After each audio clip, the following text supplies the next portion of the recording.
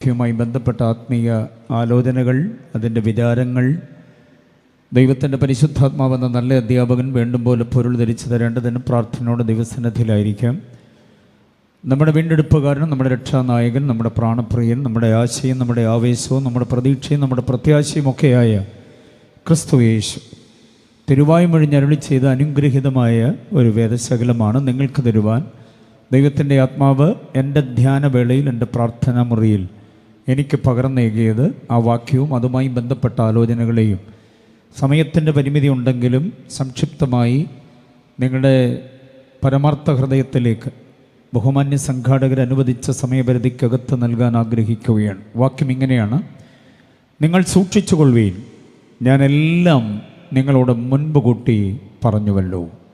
സ്തോത്രം. ഒരു മുന്നറിയിപ്പിൻ്റെ ചുവയുണ്ടോ ആ വാക്യത്തിന്? നിങ്ങൾ സൂക്ഷിച്ചു കൊള്ളണം, ഞാനെല്ലാം നിങ്ങളോട് മുൻപ് കൂട്ടി അറിയിച്ചിരിക്കുന്നു. ഒരു സ്തോത്രം പറയാമോ? മർക്കോസിൻ്റെ സുവിശേഷം 13-ാം അധ്യായം 23-ാമത് വാക്യമാണ്. മർക്കോസ് 13:23. ഈ വാക്യത്തിൻ്റെ വിശകലനത്തിനു വേണ്ടി നിരവധി അനവധി വാക്യങ്ങൾ കോർത്തിണക്കിക്കൊണ്ട് നാം ഒരു ക്രമീകൃതമായ പാഠം മുൻപോട്ട് കൊണ്ടുപോകാനായിട്ട് ആഗ്രഹിക്കുകയാണ്. വാക്യങ്ങളെ ഞാൻ പറഞ്ഞുകൊള്ളാം. കഴിയുമെങ്കിൽ കുറിച്ചെടുത്തുകൊണ്ട് ഈ വിഷയത്തിൻ്റെ ആഴങ്ങളിലേക്ക് നിങ്ങളുടെ ചിന്തകളെ വിടണമെന്ന കാര്യം പ്രത്യേകം ഓർമ്മപ്പെടുത്തുകയാണ്. അനുഗ്രഹീതമായിരിക്കുന്ന ഈ ആത്മീയ സമ്മേളനത്തിൻ്റെ 2ാമത് രാത്രിയിൽ ഈ വലിയ ജനസമൂഹത്തെ അഭിസംബോധന ചെയ്തുകൊണ്ട് അപ്പോൾ തന്നെ കർത്താവിൻ്റെ മഹത്വമുള്ള വേലയിൽ അഭിഷക്തരായ, ആദരണീയരായ, അനുഗ്രഹീതരായ, പക്വത കൊണ്ടും പാകത കൊണ്ടും ആത്മീയ ശുശ്രൂഷയിൽ ഇരുത്തം വന്നിട്ടുള്ളവർ, പെന്തക്കോസ്തിൻ്റെ ശുശ്രൂഷയുടെ തന്മയത്വം നന്നായി കാക്കുന്നവർ, ആക്ഷേപരഹിതമായി നിലകൊള്ളുന്നവർ, പിതാക്കന്മാർ ഏൽപ്പിക്കപ്പെട്ടതായിരിക്കുന്ന മഹത്തായ ശുശ്രൂഷ പോറലില്ലാതെ, പരിക്കു പറ്റിക്കാതെ അതിനെ കൊണ്ടു നടക്കുന്ന അനുഗ്രഹീതരായ ഒരു പറ്റം ദൈവദാസന്മാർ എൻ്റെ പിന്നിലുണ്ട്. കുറേ പേർ സദസ്സിലുണ്ട്.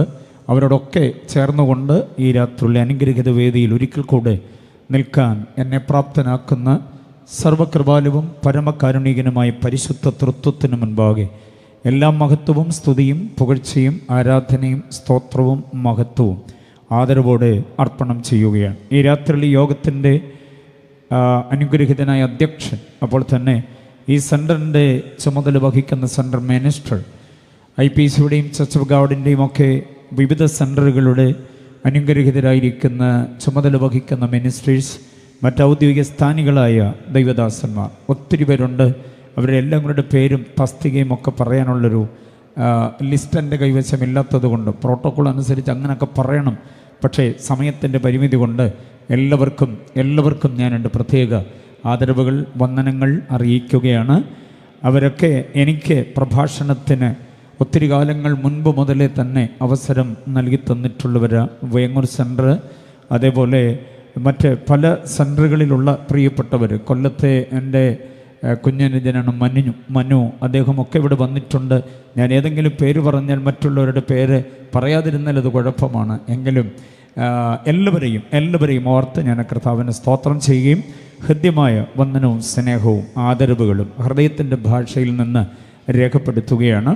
വന്നു ചേർന്നിട്ടുള്ള പിതാക്കന്മാർ, മാതാക്കൾ, സഹോദരി സഹോദരങ്ങൾ, വാത്സല്യ കുഞ്ഞുമക്കൾ എല്ലാവരെയും ഓർത്ത് കർത്താവിന് സ്തോത്രം ചെയ്യുന്നു.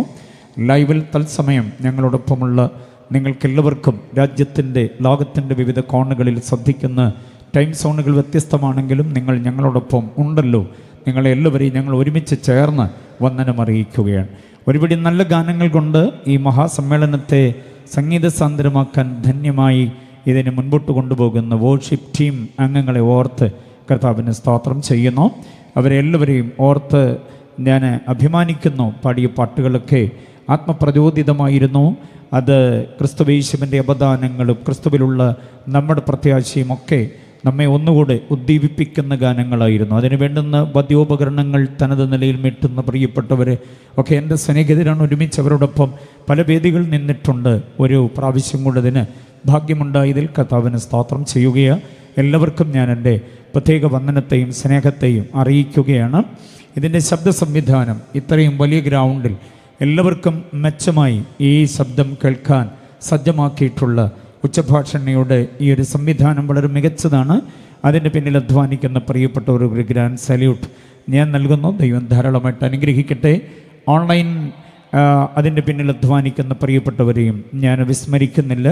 എല്ലാം കൊണ്ടും വളരെ ഭംഗിയായി, വളരെ ഉത്തരവാദിത്വത്തോടെ ദൈവനാമം മഹത്വത്തിന് യാതൊരു ആക്ഷേപവും ആർക്കും പറയാനാവാത്ത വിധം ഈ ഗ്രൗണ്ടിൽ ഈ മഹായോഗത്തെ സംവിധാനം ചെയ്ത എല്ലാ സംഘാടകരായ പ്രിയപ്പെട്ടവരോടും സെൻറ്ററിൻ്റെ എല്ലാ ചുമതല വഹിക്കുന്ന പ്രിയപ്പെട്ടവരോടും, വിശേഷിച്ച് ഈ സ്ഥലം സഭയുടെ ആദരണീയനായ പാസ്റ്ററോട്, കുടുംബത്തോട്, സഭാജനങ്ങളോടൊക്കെയുള്ള വന്ദനവും സ്നേഹവും അറിയിച്ചുകൊണ്ട് നേരെ വചനത്തിലേക്ക് ഞാൻ പ്രവേശിപ്പാൻ ആഗ്രഹിക്കുകയാണ്.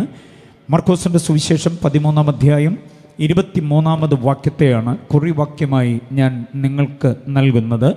ആ കുറിവാക്യത്തിൻ്റെ വിശകലനത്തിന് വേണ്ടി അതേ അധ്യായത്തിൽ നിന്ന് 3 പ്രധാന വാക്യങ്ങളെയും കൂടെ നിങ്ങളുടെ ശ്രദ്ധയിലേക്ക് നൽകുന്നു. നമ്മുടെ കർത്താവ് നമുക്ക് നൽകിയ കാലിക പ്രസക്തമായ 3 മുന്നറിയിപ്പുകളെയാണ് നാം ആഴത്തിലറിയേണ്ടത്. കൂടി വന്നിട്ടുള്ള ദൈവദാസന്മാരുടെ ഒരു വലിയ ഗണം, കർത്തൃദാസിമാരുടെ ഒരു വലിയ ഗണം, വിവിധ ചുമതലകൾ വഹിക്കുന്ന സഹോദരി സമാജത്തിൻ്റെ അതുപോലെ മറ്റ് പല ഡിപ്പാർട്ട്മെൻറ്റുകളുടെ ചുമതല വഹിക്കുന്നവരൊക്കെയുണ്ട്. അതുകൊണ്ട് ഈ ഒരു സദസ്സ് എന്ന് പറയുന്നത് പ്രൗഢഗംഭീരമായൊരു സദസ്സാണ്. അതുകൊണ്ട് എല്ലാവർക്കും ഒരേപോലെ പ്രയോജനമാകുന്ന, വിശ്വാസ സമൂഹത്തിനും അതുപോലെ നമ്മുടെ പ്രതീക്ഷയും പ്രത്യാശയുമായി വളർന്നു വരുന്ന ദൈവസഭ, ഇനിയും കർത്താവിൻ്റെ വരവ് കാലം വൈകുന്നെങ്കിൽ ഈ സഭയും ഇതിൻ്റെ സംവിധാനവും നമ്മുടെ കുഞ്ഞുങ്ങളുടെ കയ്യിലേക്കാണ് വരാൻ പോകുക. അപ്പോൾ അവരെയും മുൻപിൽ കണ്ടുകൊണ്ട് ഒക്കെ ക്രമീകരിച്ചിട്ടുള്ളൊരു സന്ദേശമാണ് ഈ ഡിസ്ട്രിക്ട് കൺവെൻഷനിൽ ഞാൻ നിങ്ങൾക്ക് നൽകുവാൻ ദൈവാത്മാവ് എനിക്ക് നിയോഗം നൽകുന്നത്. ആയതുകൊണ്ട് തന്നെ 3 വാക്യങ്ങൾ ഇനിയും ഇതേ അധ്യായത്തിൽ തന്നെ നിങ്ങളുടെ ശ്രദ്ധയിലേക്ക് നൽകുന്നു. അപ്പോൾ ഓർത്തിരിക്കാൻ, പഠിക്കാൻ അത് ഉപകാരമായി തീരും. ഒത്തിരി വാക്യങ്ങൾ അങ്ങും ഇങ്ങും നിന്നും തരുന്നതിലും നല്ലത് കുറിവാക്യവും അതുമായി ബന്ധപ്പെട്ട 3 പ്രധാന ചിന്തകളും ഒരേ അധ്യായത്തിൽ നൽകുമ്പോൾ ഓർത്തിരിക്കാൻ എളുപ്പമുണ്ടാകും. 13-ാം അധ്യായം അതിൻ്റെ 5-ാം വാക്യം, ആരും നിങ്ങളെ തെറ്റിക്കാതിരിപ്പാൻ സൂക്ഷിച്ചു കൊള്ളണം. അത് പ്രധാനമായും യൂത്ത്സിനോട് ഞാൻ ഉദ്ബോധിപ്പിക്കുന്ന ആത്മീക ചിന്തകളാണ്. അതിൻ്റെ 9-ാം വാക്യം, നിങ്ങളെ തന്നെ സൂക്ഷിച്ചു കൊള്ളണം. അടുത്തത് അതിൻ്റെ 33-ാമത് വാക്യം, ആ കാലം എപ്പോൾ എന്നറിയായുകൊണ്ട് നിങ്ങൾ സൂക്ഷിച്ചു കൊള്ളണം. കർത്താവ് അനുവദിക്കുന്ന പക്ഷം പുനരാഗമനമെന്ന് പറയുന്ന മനോഹരമായ പ്രത്യാശ വിഷയത്തിൽ നമ്മുടെ ഭാഗ്യകരമായ പ്രത്യാശയിൽ കൊണ്ടുവന്ന് കുത്തി നിർത്തണം എന്ന താല്പര്യത്തോടെ ഞാൻ ആരംഭിക്കട്ടെ. കരങ്ങൾ ഉയർത്തി ഒന്നുകൂടെ കർത്താവിനെ സ്തുതിച്ചാട്ടെ.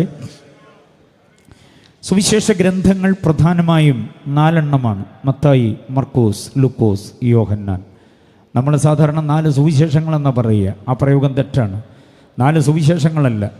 4 സുവിശേഷം വേണമെങ്കിൽ 4 യേശു, 4 കുരിശും, 4 ബെത്ലഹേം എല്ലാം കൂടെ ആകപ്പാടെ മൊത്തത്തിൽ തെറ്റിപ്പോകും. അതുകൊണ്ട് സുവിശേഷം ഒന്നേ ഉള്ളൂ. ആ സുവിശേഷത്തെ അധികരിച്ചുകൊണ്ട് 4 സുവിശേഷ ഗ്രന്ഥങ്ങളാണ്.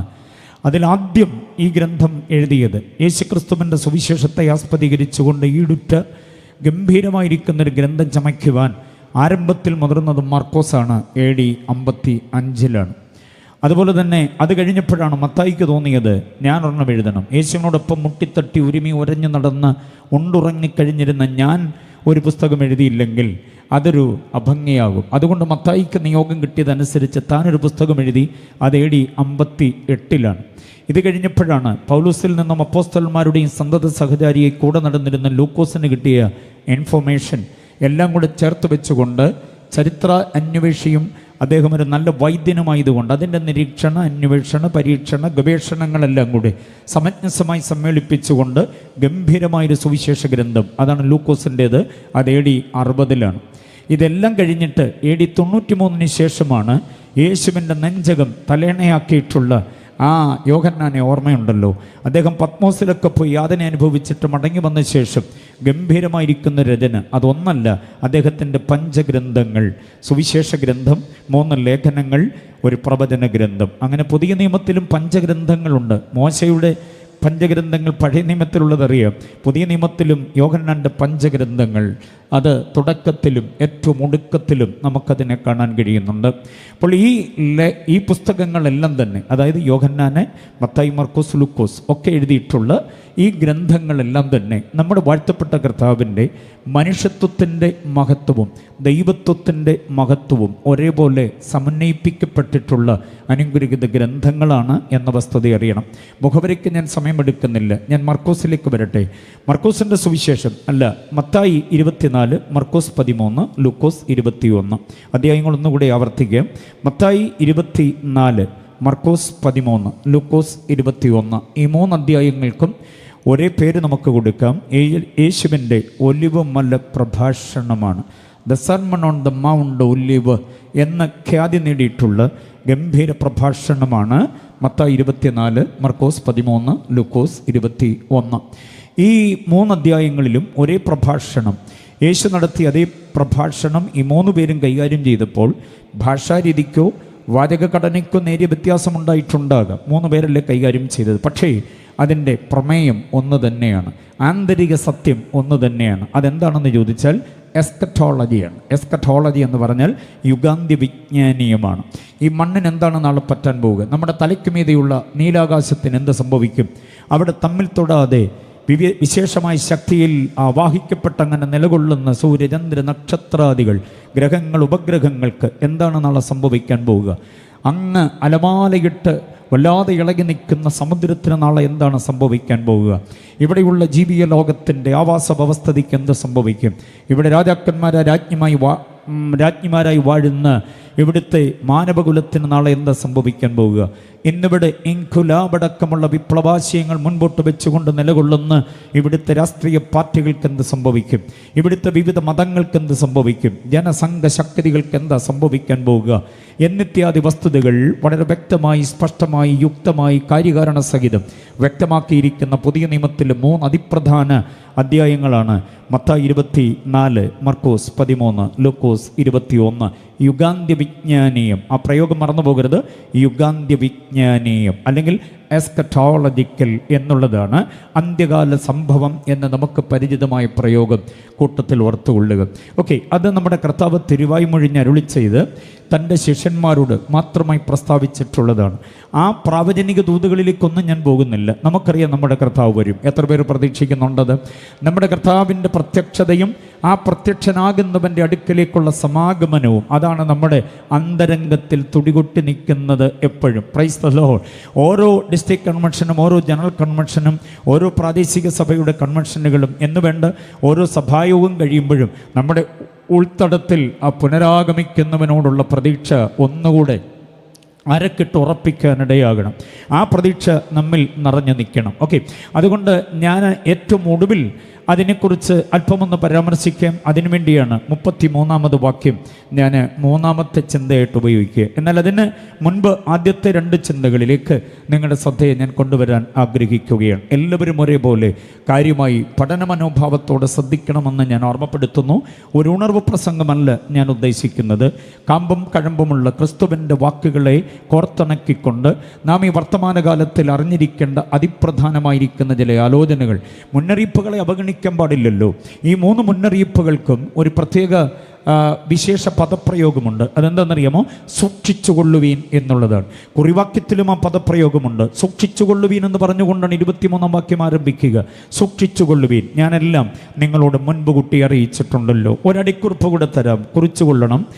ഈ മർക്കോസ് 13-ന്റെ 23-ാമത് വാക്യത്തോട് ചേർത്ത് പഠിക്കേണ്ട ഒരു വാക്യമാണ് യൂദായുടെ ഏകാധ്യായ ലേഖനം, അതിൻ്റെ 17-ാമത് വാക്യം. അപ്പം മർക്കോസ് 13-ന്റെ 23-ാം വാക്യവും യൂദായുടെ ലേഖനം 17-ാമത് വാക്യവും. എന്താ യൂദായുടെ ലേഖനം 17-ാമത് വാക്യം? അപ്പോസ്തലന്മാർ മുൻപറഞ്ഞ വാക്കുകളെ ഓർപ്പീൻ എന്നതാണ്. അത് മുന്നറിയിപ്പാണ്. അപ്പോൾ യേശു പറയുന്നു, ഞാൻ മുന്നറിയിച്ചിട്ടുള്ളതിനെ നിങ്ങൾ സൂക്ഷിച്ചുകൊള്ളണം. അപ്പോസ്തലന്മാർ മുൻപറഞ്ഞ വാക്കുകളെ ഓർത്തുകൊള്ളണം എന്ന് യൂദ തൻ്റെ ലേഖനത്തിൽ പ്രസ്താവിക്കുകയാണ്. മുന്നറിയിപ്പുകളെ അവഗണിച്ചുകൂടാ. നേട്ടങ്ങൾക്ക് വേണ്ടി, സമ്പാദനങ്ങൾക്ക് വേണ്ടി, സമാഹരണങ്ങൾക്ക് വേണ്ടി നമ്മൾ ഈ നെട്ടോട്ടമോടുന്ന കൂട്ടത്തിലെ നമുക്ക് ഒത്തിരി തിരക്കുകളുണ്ട്. പലതിലും ചിലതിലുമൊക്കെ ആത്മീയ ശുശ്രൂഷയിലായാൽ പോലും തിരക്കുകൾ അനവധിയുണ്ട്. പക്ഷേ ഈ തിരക്കുകളുടെ ആ ഓട്ടപ്പാച്ചിലിനിടയിൽ ഈ മുന്നറിയിപ്പുകളൊന്നും അവഗണിക്കപ്പെട്ടു പോകരുത്. ആ മുന്നറിയിപ്പുകളെ ഒന്നും നമ്മൾ മറന്നു പോകാതിരിക്കേണ്ടതിന് ഇടയ്ക്കിടയ്ക്കൊക്കെ അത് നമ്മുടെ ഓർമ്മ മണ്ഡലത്തിലേക്കൊന്ന് ഉണർത്തുന്നത് നല്ലതായിരിക്കും. അതുകൊണ്ടായിരിക്കാം ഒരുപക്ഷെ ഈ മഹായുഗത്തിൻ്റെ രണ്ടാമത് രാത്രിയിൽ എന്നെ ഈ സന്ദേശം ഏൽപ്പിച്ച കർത്താവ് ഇങ്ങോട്ട് വിട്ടത്. അതിൽ സന്തോഷമുള്ളവർ കർത്താവിനെ സ്തുതിച്ചാട്ടെ. ഓക്കെ, നമുക്ക് പഠിച്ചു തുടങ്ങാം. ഒലിവുമല പ്രഭാഷണം. ഒലിവുമലയുടെ നെറുകയിൽ യേശു അന്തി ഉറങ്ങാൻ മിക്കപ്പോഴും പോകാറുണ്ട്. ശാന്തമായ അന്തരീക്ഷമാണെങ്കിൽ, കാലാവസ്ഥ അനുകൂലമാണെങ്കിൽ യേശുവും കൂടെയുള്ള 12 പേരും കൂടെ അതിൻ്റെ നെറുകയിൽ ചെല്ലുന്നു. കയ്യിലുള്ള അത്താഴമൊക്കെ കഴിച്ചനന്തരം അവിടെ തന്നെ ഉറങ്ങുകയാണ് പതിവ്. അങ്ങനെ ഉറങ്ങാൻ ഒരു നേരം അവിടെ എത്തിയപ്പോൾ ശിഷ്യന്മാരെല്ലാം കൂടെ വട്ടം കൂടിയിട്ട് പറഞ്ഞു, ഗുരു, ഇന്ന് പകല് അങ്ങയുടെ പ്രഭാഷണം ഗംഭീരമായിരുന്നു. ആലയത്തിൻ്റെ മുറ്റത്ത് നിന്നുകൊണ്ട് അങ്ങ് നടത്തിയ പ്രഭാഷണത്തിൽ ഈ ആലയം കല്ലിന്മേൽ കല്ല് ശേഷിക്കാതെ ഇടിഞ്ഞു പോകുമെന്നും ഒക്കെ അങ്ങ് പറഞ്ഞില്ലേ? ഓ, അത് ഗംഭീരമായിരുന്നു. ഞങ്ങൾ അകപ്പാട് വരണ്ടുപോയി ഗുരു. പക്ഷേ ഞങ്ങൾക്കൊരു കാര്യം അറിയാനുണ്ട്. എപ്പോഴാണ് അത് സംഭവിക്കുക? അങ്ങയുടെ മടങ്ങി വരവ് എപ്പോഴാണ് സംഭവിക്കുക? ഈ യുഗത്തിൻ്റെ അവസാനം എപ്പോഴാണ് സംഭവിക്കുക?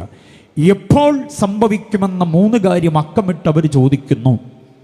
ഒരു കാര്യം കൂടെ ഞാൻ എടുത്തു പറയാം. ഡിസ്ട്രിക്ട് കൺവെൻഷൻ ആയതുകൊണ്ട് യേശു പകല് ഈ വിശേഷമായ പ്രഭാഷണം നടത്തുമ്പോൾ ഈ 12 പുള്ളികളും ഉണ്ടല്ലോ, നിൽക്കുന്ന നിപ്പും പടുതിയൊക്കെ കണ്ടാൽ യേശുവിന് ട്യൂഷൻ എടുത്തത് അവരന്ന് തോന്നിപ്പോവും.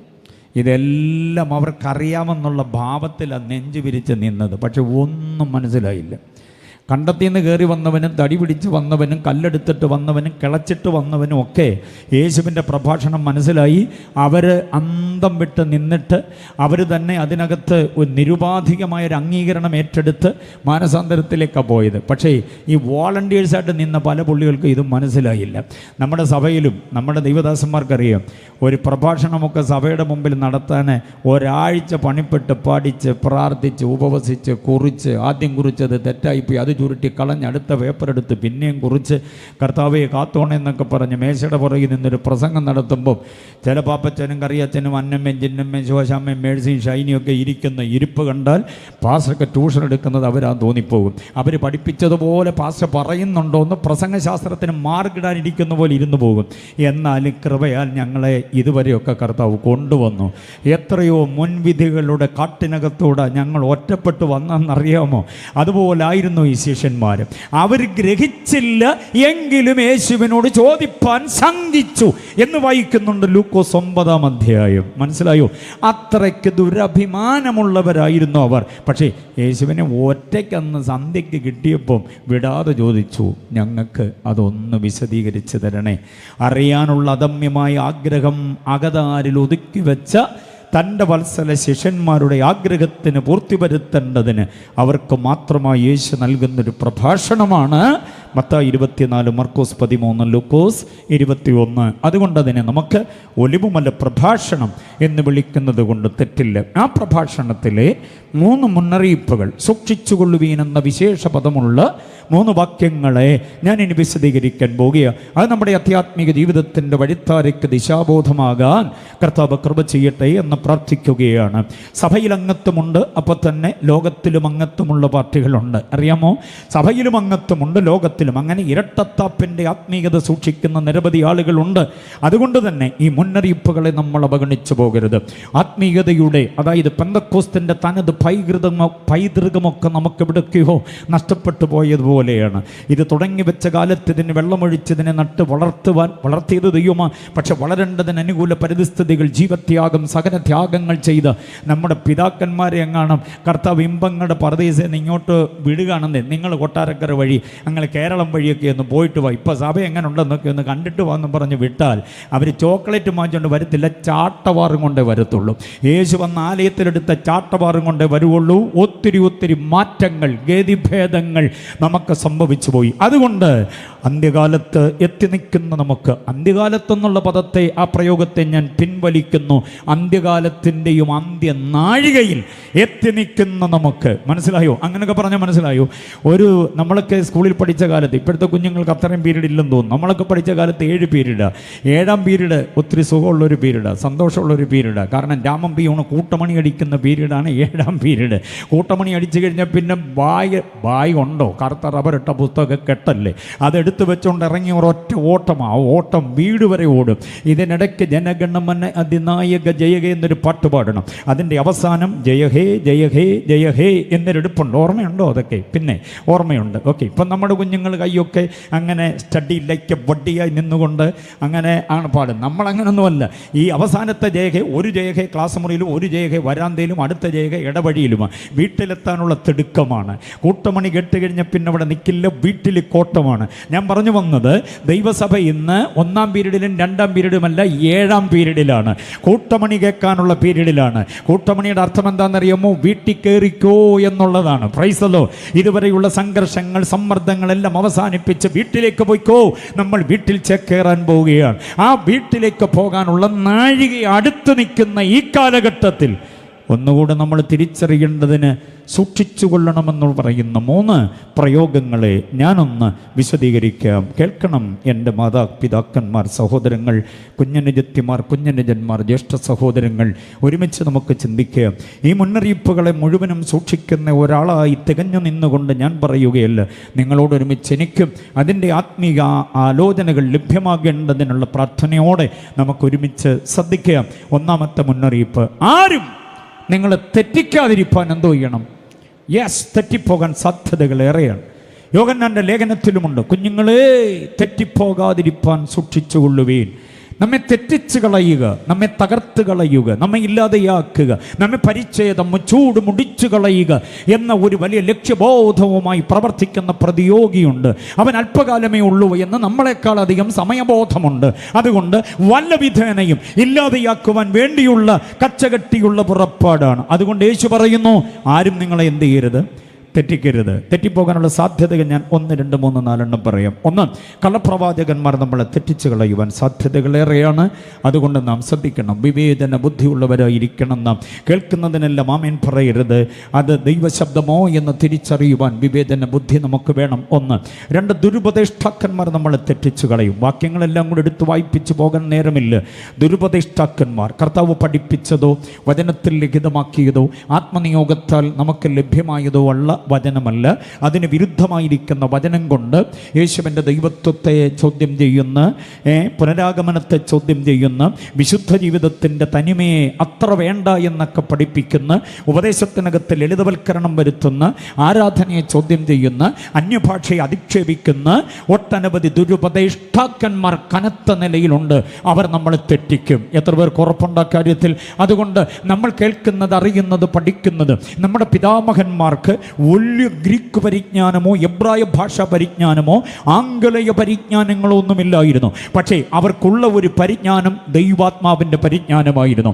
ആ കാലഘട്ടത്തിന് വേണ്ടുന്നത് അവരിലേക്ക് ദൈവം പകർന്നു കൊടുത്തു. നമുക്കിവിടെ സെമിനാരികളും നമുക്കിവിടെ ഒട്ടനവധി വിദ്യാഭ്യാസ സ്ഥാപനങ്ങളുമൊക്കെ വന്നപ്പോൾ ഉപദേശത്തിനകത്ത് എന്തൊക്കെയോ തിരിമറികളും അവരവരുടെ സ്വാർത്ഥതയ്ക്കനുസരിച്ച് വെട്ടിമാറ്റലും വെട്ടിക്കേറ്റലുമൊക്കെ സംഭവിക്കുന്നുണ്ട്. അതുകൊണ്ട് ദുരുപദേഷ്ടാക്കന്മാർ നമ്മളെ തെറ്റിക്കാതിരിക്കാൻ സൂക്ഷിച്ചുകൊണ്ടേ മതിയാകുകയുള്ളൂ. അതുകൊണ്ട് 1, കള്ളപ്രവാചകന്മാർ. 2, ദുരുപദേഷ്ടാക്കന്മാർ. 3, കള്ളക്രിസ്തുക്കൾ നമ്മെ തെറ്റിക്കും. അങ്ങുമിങ്ങുമായിട്ട് ഞാനാണ് ക്രിസ്തു എന്നൊക്കെ പറഞ്ഞുകൊണ്ട് ഉദയം ചെയ്തിട്ടുള്ള നിരവധി ആളുകളുണ്ട്. മനസ്സിലായോ? ഇനിയും അതുപോലെ ഉയർത്തെഴുന്നേൽക്കാൻ സാധ്യതയുണ്ട്. അങ്ങനെയുള്ള ഒട്ടനവധി ബുദ്ധിരാക്ഷസന്മാരുടെ ഉള്ളിലേക്ക് സാധാന്യ നിയോഗം കൊടുത്തിട്ട് ദൈവസഭയെ വല്ലാതെ ആശയക്കുഴപ്പത്തിലാക്കുന്ന കള്ളക്രിസ്തുക്കളുണ്ട്. അത് നാം സൂക്ഷിച്ചുകൊണ്ടേ മതിയാകുകയുള്ളൂ. ഓക്കെ, അപ്പോൾ തെറ്റിപ്പോകാതിരിക്കാൻ നാം സൂക്ഷിച്ചു കൊള്ളണം. വേറൊരു കാര്യം ഞാൻ പറയാം, ഈ ജഡം നമ്മെ തെറ്റിക്കുന്നതാണ്. മനസ്സിലാകുന്നുണ്ടോ? ഉച്ച മുതൽ ഉള്ളങ്കാല് വരെയുള്ള നമ്മുടെ ഈ ശരീരത്തെ ജഡം എന്ന് വിളിക്കുന്നുണ്ട് വേദപുസ്തകം. ജഡമെന്ന് പറയാൻ കാരണം പാപത്താൽ വീഴ്ച പറ്റിപ്പോയി എന്നുള്ളത് കൊണ്ടാണ്. മനസ്സിലായില്ലേ? ഇതിനകത്ത് ഉയർന്നു വരുന്ന പാപരാഗങ്ങളുടെ, വികാരങ്ങളുടെ, വിക്ഷോഭങ്ങളുടെ, ആസക്തികളുടെ, ഇതിനകത്തുള്ളതായിരിക്കുന്ന പ്രത്യേക ആവേഗങ്ങളുടെ ഒക്കെ ഒരു തനിമ നമ്മിലേക്ക് ഉയർന്നു വരുമ്പോൾ ആത്മീയത ഒരു വേള മറന്നിട്ട് അനാത്മീയതയിലേക്ക് മൂക്കുകുത്തുവാൻ സാധ്യത സാധ്യതകളേറെയാ. അതുകൊണ്ട് ജഡം തെറ്റിക്കാതിരിക്കാൻ നാം സൂക്ഷിക്കണം. ഞാൻ തുറന്നൊന്ന് പറഞ്ഞോട്ടെ, കുഞ്ഞുങ്ങളൊക്കെ കേൾക്കണം. ഏത് നിയോഗ നിർബന്ധങ്ങളുടെ, ആസക്തികളുടെ, തൃഷ്ണകളുടെ മുൻപിലും നമ്മുടെ മാംസം ഉലയാതെ കാത്തോണം. എത്ര പേർക്ക് ആമേൻ പറയാൻ പറ്റും? ഒട്ടനവധി പ്രൈസും വർഷിപ്പും ആരാധനയും അതും ഇതും അന്യഭാഷ ഭാഷണമൊക്കെ നമുക്കുണ്ടാകാം. പക്ഷേ സങ്കീർത്തനം കൊണ്ട് വിപ്ലവ നായകനായ ഒരു ദാവീദുണ്ട്. അറിയാമല്ലോ, ദാവീദില്ലാത്ത യോഗമുണ്ടോ നമുക്ക്? സ്തോത്രം. സഭയുടെ സെക്രട്ടറി ഉപവാസ പ്രാർത്ഥനയ്ക്ക് വന്നില്ലെങ്കിലും ദാവീദ് കൃത്യമായിട്ട് വരാറുണ്ട്. ദാവീദ്, ഏലിയാവ്, ഗോല്യാത്ത്, ശിംശോന് ഒക്കെ നമ്മുടെ ഉപവാസ പ്രാർത്ഥനയുടെ സ്ഥിരം സന്ദർശകരല്ലേ. അപ്പോൾ ദാവീദിനെ നമുക്കറിയാം. സങ്കീർത്തനം കൊണ്ട് വിപ്ലവമുണ്ടാക്കിയ ദാവീദ് ഒരു വേള ഊരിയാവിൻ്റെ ഭാര്യയുടെ ശരീരശാസ്ത്രത്തിന് മുമ്പിൽ മാംസമുലഞ്ഞു പോയ മനുഷ്യനാണ്. മനസ്സിലാകുന്നുണ്ടോ? തിമ്നയിലും ദലീലയുടെ വീട്ടിലും മാംസത്തിന് ഉലച്ചില് പറ്റിയ, ഇടിവ് പറ്റിയ ഒരു മനുഷ്യനാണ് ഇസ്രായേലിൻ്റെ നസീർ വ്രതസ്ഥനായിരിക്കുന്ന ശിംശോൻ. ഞാൻ പറയുന്നത് മനസ്സിലാകുന്നുണ്ടോ? ജഡം ചതിച്ചതാണ്. ദൈവം കൊടുത്ത ആ മാനുഷികമായ ശക്തിയുടെ, അത്യന്ത ശക്തിയുടെ, the excellency power, the mighty power, the exceeding power, അവൻ പ്രാപിച്ച ശക്തിയെ ഏത് പദം കൊണ്ട് വിശേഷിപ്പിക്കണമെന്ന് എനിക്കറിയില്ല. അത്യന്ത ശക്തിയുടെ ആ വല്ലഭത്വം, ചാടി വരുന്ന സമൂഹത്തെ അന്തരീക്ഷത്തിൽ വെച്ച് തന്നെ കീറിയെറിഞ്ഞു കളഞ്ഞവൻ, 300 കുറുക്കന്മാരെ ചേർത്ത് പിടിച്ച് വാലോട് വാൽ ചേർത്ത് വെച്ച് കെട്ടി പന്തം കൊളുത്തി പാടത്തേക്ക് പറഞ്ഞു വിട്ടവൻ. കുറുക്കനെ ശരിക്ക് കണ്ടിട്ടുണ്ടോ? കാഴ്ച ബംഗ്ലാവിലല്ലാതെ. അർദ്ധരാത്രിയുടെ നേരത്ത് ഉറങ്ങിക്കിടക്കുന്ന നമ്മളെ കൂകി വെളുപ്പിക്കുന്ന കുറുക്കനെ കാണാൻ പറ്റത്തില്ല. നമ്മൾ എഴുന്നേറ്റ് വരുമ്പോഴത്തേക്ക് അവൻ അടുത്ത മല ചാടും. അങ്ങനെയുള്ള 300 എണ്ണത്തെ പിടിച്ചെന്ന് നമ്മുടെ ശരീരത്തെ കടിക്കുന്ന കൊതുകിനെ അടിച്ചു പിടിക്കാൻ നമുക്ക് പറ്റുന്നില്ല. അടിയല്ല നമ്മുടെ ദേഹത്ത് കൊള്ളുക, കൊതുക് ഹൂന്നും പറഞ്ഞ് അത് പറന്നുപോയി. മനസ്സിലായില്ലേ? എന്നിട്ടും ഇവൻ ആ 300 എണ്ണത്തെ പിടിച്ചു. അപ്പോൾ അത് എന്നെ കരുത്താണെന്ന് നോക്കണേ. കുന്നൊന്ന്, കുന്ന് 2, കുന്ന് 3 എന്ന് പറഞ്ഞ് ശവക്കൂനകൾ തീർത്ത ശിംശോനെ മറക്കാനാവുമോ നമുക്ക്? ഒരു നഗര കവാടത്തെ അങ്ങനെ പിഴുതെടുത്ത് അടുത്ത മലയെ കൊണ്ട് നാട്ടി ഒറ്റയാൻ മനുഷ്യൻ കൂട്ടമായി വന്നല്ലെന്ന് ഒറ്റയാനായി ചെയ്ത കാര്യമാണ് ഇതല്ല. അപ്പോൾ അവൻ്റെ മേൽ പകർന്ന ശക്തി എന്തായിരുന്നത് തിരിച്ചറിയണം. പക്ഷെ പറഞ്ഞിട്ട് കാര്യമുണ്ടോ? ഈ ശക്തിയുടെ വല്ലഭത്വം കൊണ്ട്, അവൻ്റെ ശരീരത്തിൻ്റെ ആകാര വടിവ് കൊണ്ട്, സൗന്ദര്യത്തിൻ്റെ ആ തികവ് കൊണ്ട്, മനസ്സിലായോ? ദൈവം പകർന്ന ജ്ഞാനത്തിൻ്റെ മികവ് കൊണ്ട് എല്ലാവർക്കും ഇവൻ കോമളനായിരുന്നു. ആരായിരുന്നെന്ന് അപ്പോൾ അതൊന്ന് പറഞ്ഞ്, കോമളൻ. സ്ത്രീകൾക്ക് ഇവൻ ഭയങ്കര ഹരമായിരുന്നു. ശിംശോൻ അന്നത്തെ കുഞ്ഞുങ്ങൾക്ക് ഹീമാൻ, ഹൈമാൻ, സ്പൈഡർമാൻ, സൂപ്പർമാനൊക്കെ ആയിരുന്നു. പറഞ്ഞിട്ട് കാര്യമില്ല. ആ നാട്ടിലെ ഒരു പഞ്ചായത്തിൻ്റെ പൊതുവകയായ സ്ത്രീയുടെ കട്ടിലെ ചേർത്ത് പിന്നെ കെട്ടുമ്പോൾ കോമളൻ എന്ന പദത്തിന് മാറ്റം വന്ന് കോമാളി എന്നായിപ്പോയി. അതിൻ്റെ തനിയാവർത്തനം പുനരാഗമനം കാത്തിരിക്കുന്ന നമുക്കാർക്കും ഉണ്ടാകാതിരിക്കാൻ യേശു പറയുന്നു, ആരും നിങ്ങളെ തെറ്റിക്കാതിരിക്കാൻ സൂക്ഷിച്ചു കൊള്ളണം. ഒരു സൗന്ദര്യവും ഒരു കസേരയും ഒരു പദവിയും നമ്മളെ വിശുദ്ധിയെയും നമ്മുടെ വേർപാടിനെയും നമ്മുടെ ആത്മീയതയുടെ അന്തസ്സിനെയും ദൈവം കൃപയാൽ നമുക്ക് പകർന്നിട്ടുള്ള കോമളത്വത്തെയും പണയപ്പെടുത്താനാവാത്ത വിധം സൂക്ഷിക്കണം എന്നുള്ള മുന്നറിയിപ്പിനെ ഏറ്റുകൊള്ളുന്നവർ കർത്താവിനെ സ്തുതിച്ചാട്ടെ. ഞാൻ എൻ്റെ കുഞ്ഞുങ്ങളോട് പറയുന്നു, ഇവിടെയുള്ള യൂത്ത്സിനോട്, 30 വയസ്സിൽ താഴെയുള്ളവരൊക്കെ എൻ്റെ മക്കളുടെ പ്രായമാണ്. എൻ്റെ മൂത്ത മകൻ ടോം സി എബ്രഹാം UK കാണുന്നുണ്ട്, മീറ്റിങ്ങിൽ അറ്റൻഡ് ചെയ്തിട്ടുണ്ടാകണം. ഞാൻ ലിങ്ക് അയച്ചു കൊടുത്തിട്ടുണ്ട്. പവർ വിഷനിലെ ഗായകനെ നിങ്ങൾക്കറിയാമായിരിക്കും. ടോം സി എബ്രഹാം 2 മാസമായതേ ഉള്ളൂ UK MDHൻ്റെ ഹയർ സ്റ്റഡിക്ക് വേണ്ടി പോയിട്ട്. ഞാൻ പറഞ്ഞു വരുന്നത് 30 മുതൽ താഴേക്കുള്ളവരൊക്കെ എൻ്റെ കുഞ്ഞുങ്ങളുടെ പ്രായമാണ്. അതുകൊണ്ട് അപ്പൻ്റെ പിതൃതുല്യ സ്നേഹത്തോടെ ഞാൻ പറയാം, ഒരിക്കലും ആത്മീയത പണയപ്പെട്ടു പോകാതിരിക്കേണ്ടതിന് നിങ്ങൾ നെഞ്ചകത്തിൽ സൂക്ഷിക്കേണ്ട മുന്നറിയിപ്പാണ് ആരും നിങ്ങളെ തെറ്റിക്കരുത് എന്നുള്ളത്. പഠനകാലത്തിലും ഉപരിപഠനകാലത്തിലും ഉപജീവനത്തിൻ്റെ വഴി തേടി ഇന്ത്യയുടെ വ്യോമാതിർത്തി കടന്ന അയൽ രാജ്യങ്ങളിലേക്കോ അല്ലെങ്കിൽ ഇന്ത്യയുടെ കോസ്മോപൊളിറ്റൻ സിറ്റികളിലേക്കോ നിങ്ങൾ ചേക്കേറുമ്പോഴും മർക്കോസ് 13:5 മറക്കരുതേ മക്കളെ. അത് നിങ്ങളുടെ ജീവിതത്തിൽ ഉപകാരമായി മാറണം. പാടുന്ന എൻ്റെ വാത്സല്യ മക്കളോടെല്ലാം ഞാൻ പറയുന്നു, 13:5 മറന്നിട്ടൊരു ജീവിതം വേണ്ട.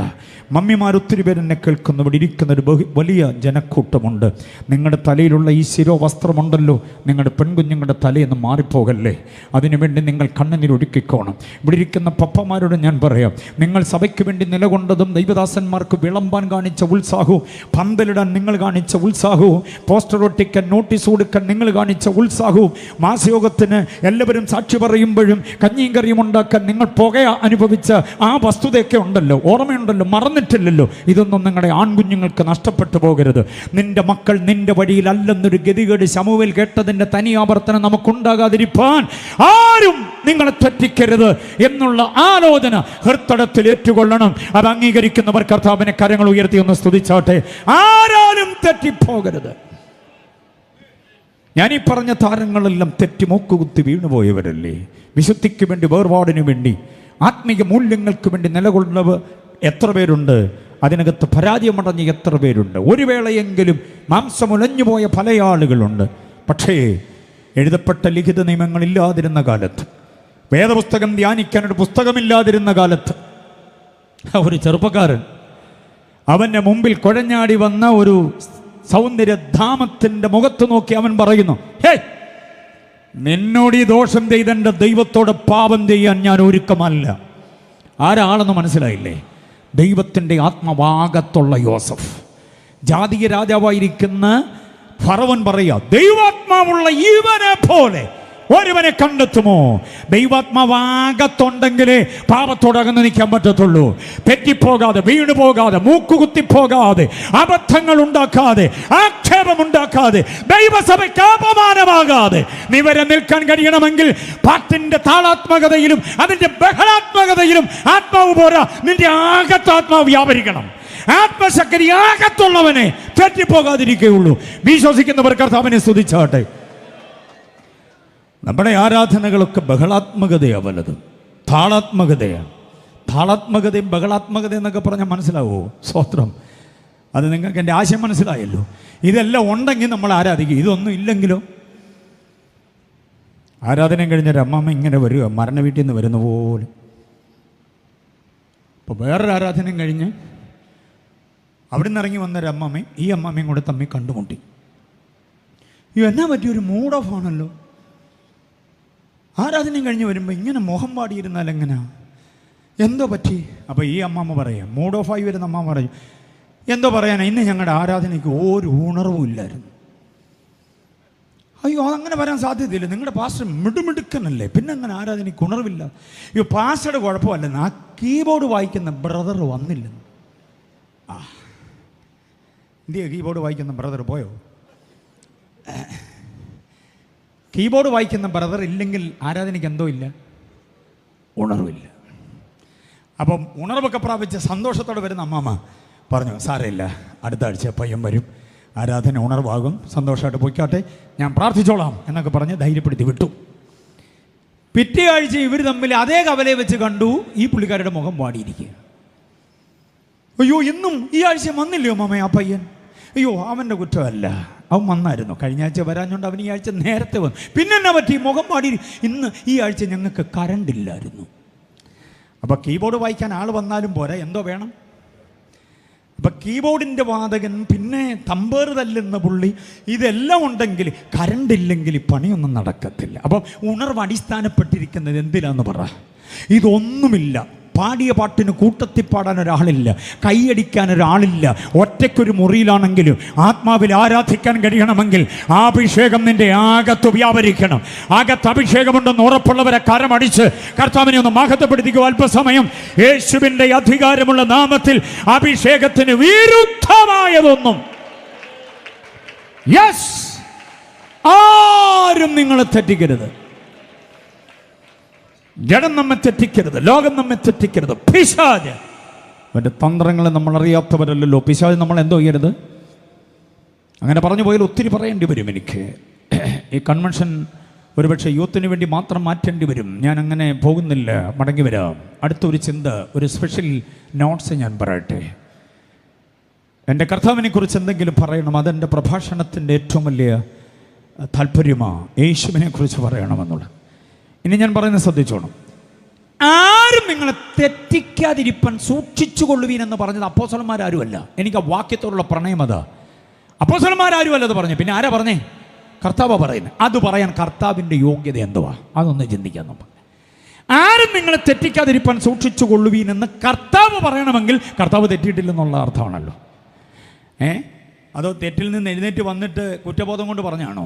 അല്ല, തെറ്റിപ്പോകാത്ത ഒരുവനാ പറഞ്ഞത്. കൊട്ടാരക്കര കേൾക്കണം. ഈ ശബ്ദം എവിടെയൊക്കെ പോകുന്നുണ്ടെന്ന് എനിക്കറിയില്ല. എത്രമാത്രം വിശാലതയിലേക്ക് ഇത് വിന്യസിക്കുന്നുണ്ടെന്ന് എനിക്കറിയില്ല. കാതോർക്കുന്ന ഇടവഴിയിലും പരിവഴിയിലും അല്ലെങ്കിൽ ഈ ടൗണിൻ്റെ വിവിധ ഇടങ്ങളിൽ കാതോർക്കുന്ന പ്രിയപ്പെട്ടവരോട് പറയാം, യേശുവിന് വേണ്ടി തൻ്റെ ഇടത്തോടെ നിൽക്കുന്നതിൻ്റെ കാരണം എൻ്റെ യേശു തെറ്റില്ലാത്ത ഒരുവനാണ്. ഞാൻ 1, 2, 3, 4 വാക്യങ്ങൾ വേഗം പറയാം, ശ്രദ്ധിച്ചോണം. ഓക്കെ, യേശുവിന് തെറ്റില്ല എന്നുള്ളതിന് മഹത്തരമായിരിക്കുന്ന ചില വാക്യങ്ങൾ പറയാം. 1 യോഹന്നാൻ ലേഖനം 3-ാം അധ്യായം 5-ാം വാക്യം. എല്ലാം കൂടെ വായിപ്പിക്കാൻ നേരമില്ല. 1 യോഹന്നാൻ 3:5 ഇങ്ങനെ പറയുന്നു, അവനിൽ പാപം ഇല്ല. അതിന് സ്വോത്രം പറയുമെന്നാണ് ഞാൻ വിചാരിച്ചത്. യേശുവിൽ പാപം ഇല്ലെന്ന് കേട്ടിട്ട് മിണ്ടാതിരിക്കുകയാണോ? യേശുവിൽ എന്തോ ഇല്ലെന്ന്? പാപം ഇല്ല. ലോകത്തിൽ വന്നവരെല്ലാം പാപം ഉണ്ടെച്ചാ. പാപമില്ലാത്ത ആരും ഇവിടെ വന്നിട്ടില്ല. അവതാര പുരുഷന്മാരും ദാർശനിക പ്രബോധകന്മാരും രാഷ്ട്രീയ വിചീഷണന്മാരും സാഹിത്യകാരന്മാരും നേതാക്കന്മാരും ഉലകത്തെ ഉരുക്കുമുഷ്ടി കൊണ്ട് ചമയ്ക്കാമെന്ന് വ്യഗ്രപ്പെട്ട വമ്പൻ വിപ്ലവകാരികളും എല്ലാം തന്നെ വിപ്ലവാശയങ്ങൾ കൊണ്ട് ജനഹൃദയങ്ങളിൽ ഭയങ്കരമായി യുദ്ധം വിതച്ച നിരവധി ആളുകൾ, നാശം വിതച്ചിട്ടുള്ള നശീകരണത്തിൻ്റെ പിന്നിൽ ചരട് വലിച്ച വമ്പൻ താരങ്ങളൊക്കെ ഉണ്ട്. പക്ഷേ അവർക്കൊക്കെ ഉള്ളൊരു കുഴപ്പം എന്താണെന്നറിയാമോ? അവരിലൊക്കെ പാപമുണ്ടായിരുന്നു. പാപമില്ലാത്ത ഒരേ ഒരുവൻ നാം പ്രസംഗിക്കുന്ന, ആരാധിക്കുന്ന, പാടുന്ന, സ്തുതിക്കുന്ന, ആരാധിക്കുന്ന, മഹത്വപ്പെടുത്തുന്ന, പുകഴ്ത്തുന്ന നമ്മുടെ കർത്താവ് മാത്രമാണ്. അതിന് അഭിമാനം എത്ര പേർക്കുണ്ട്? കർത്താവിനെ സ്തുതിക്കുമ്പോൾ ആരാധിക്കും. ഇതൊക്കെ പറഞ്ഞങ്ങ് സ്തുതിച്ചോണം, ഇതൊക്കെ പറഞ്ഞങ്ങ് ആരാധിച്ചോണം. മനസ്സിലാകുന്നുണ്ടോ? കർത്താവ് അങ്ങ് പാപമില്ലാത്തവനാണ്. ആമേൻ, ഹല്ലേലൂയ. അപ്പം 1 യോഹന്നാൻ 3:5 മറക്കല്ലേ. പാപത്തെ നീക്കാൻ വന്നു കർത്താവ്. എന്നിട്ട് പറയുന്നു, ആ നീക്കാൻ വന്നവൻ്റെ ക്വാളിറ്റി പറയുകയാണ്, അവനിൽ എന്തോ ഇല്ല, പാപമില്ല. പാപമില്ലാത്തവനാണ് നമ്മളോട് പറയുന്നത്. ആരും നിങ്ങളെ തെറ്റിക്കരുതെന്ന്. തെറ്റിലേക്ക് പോകാത്തവനാണ്. മനസ്സിലായില്ലേ? അതുകൊണ്ട് ആ വാചകത്തിന് ആധികാരികതയുള്ളത്, ആ ഉപദേശത്തിന് അടിവരയിടേണ്ടത്. അതുകൊണ്ട് തെറ്റില്ലാത്തവൻ പറയുന്നു, തെറ്റിപ്പോകരുത്. അടുത്തൊരു വാക്യം കേൾക്കണേ. അടുത്തൊരു വാക്യം, യേശുവിൻ്റെ ഔന്നത്യം, യേശുവിൻ്റെ ഉത്തുംഗ പ്രതാപം, യേശുവിൻ്റെ പ്രതാപ ഐശ്വര്യം എന്താണെന്നറിയാമോ? 1-ാമത്തെ വാക്യം ഇതാ. 2-ാമത്തെ വാക്യം കേൾക്കണം, അവൻ പാപമൊന്നും ചെയ്തിട്ടില്ല. സ്വോത്രം. അതിന് അത്രയും വലിയ സ്വോത്രം മതിയോ? യേശു പാപമൊന്നും ചെയ്തിട്ടില്ല എന്ന് പറഞ്ഞാൽ പാപം ചെയ്യാത്ത ഒരു സിസ്റ്റത്തിൽ യേശുവിനെ ഇങ്ങോട്ട് വിട്ടെന്നല്ല, പച്ച മനുഷ്യനായിട്ടാണ് ഇങ്ങോട്ട് വിട്ടേ. എല്ലാ വികാര തീവ്രതകളും ഉള്ള ഒരു മാംസവുമായിട്ടാണ് യേശു ഇങ്ങോട്ട് വന്നത്. മനസ്സിലായി? നമ്മെപ്പോലൊരുവൻ, നമ്മെപ്പോലെ വിയർത്തവൻ, ദാഹിച്ചവൻ, ക്ഷീണിച്ചവൻ, നമ്മെപ്പോലെ ഉറങ്ങിയവൻ, ഉണ്ടവൻ, നമ്മെപ്പോലെ പടക് തുഴഞ്ഞവൻ, നമ്മെപ്പോലെ പദയാത്ര ചെയ്തവന് ഈ എല്ലാ വിധത്തിലും മനുഷ്യനായിരുന്നു.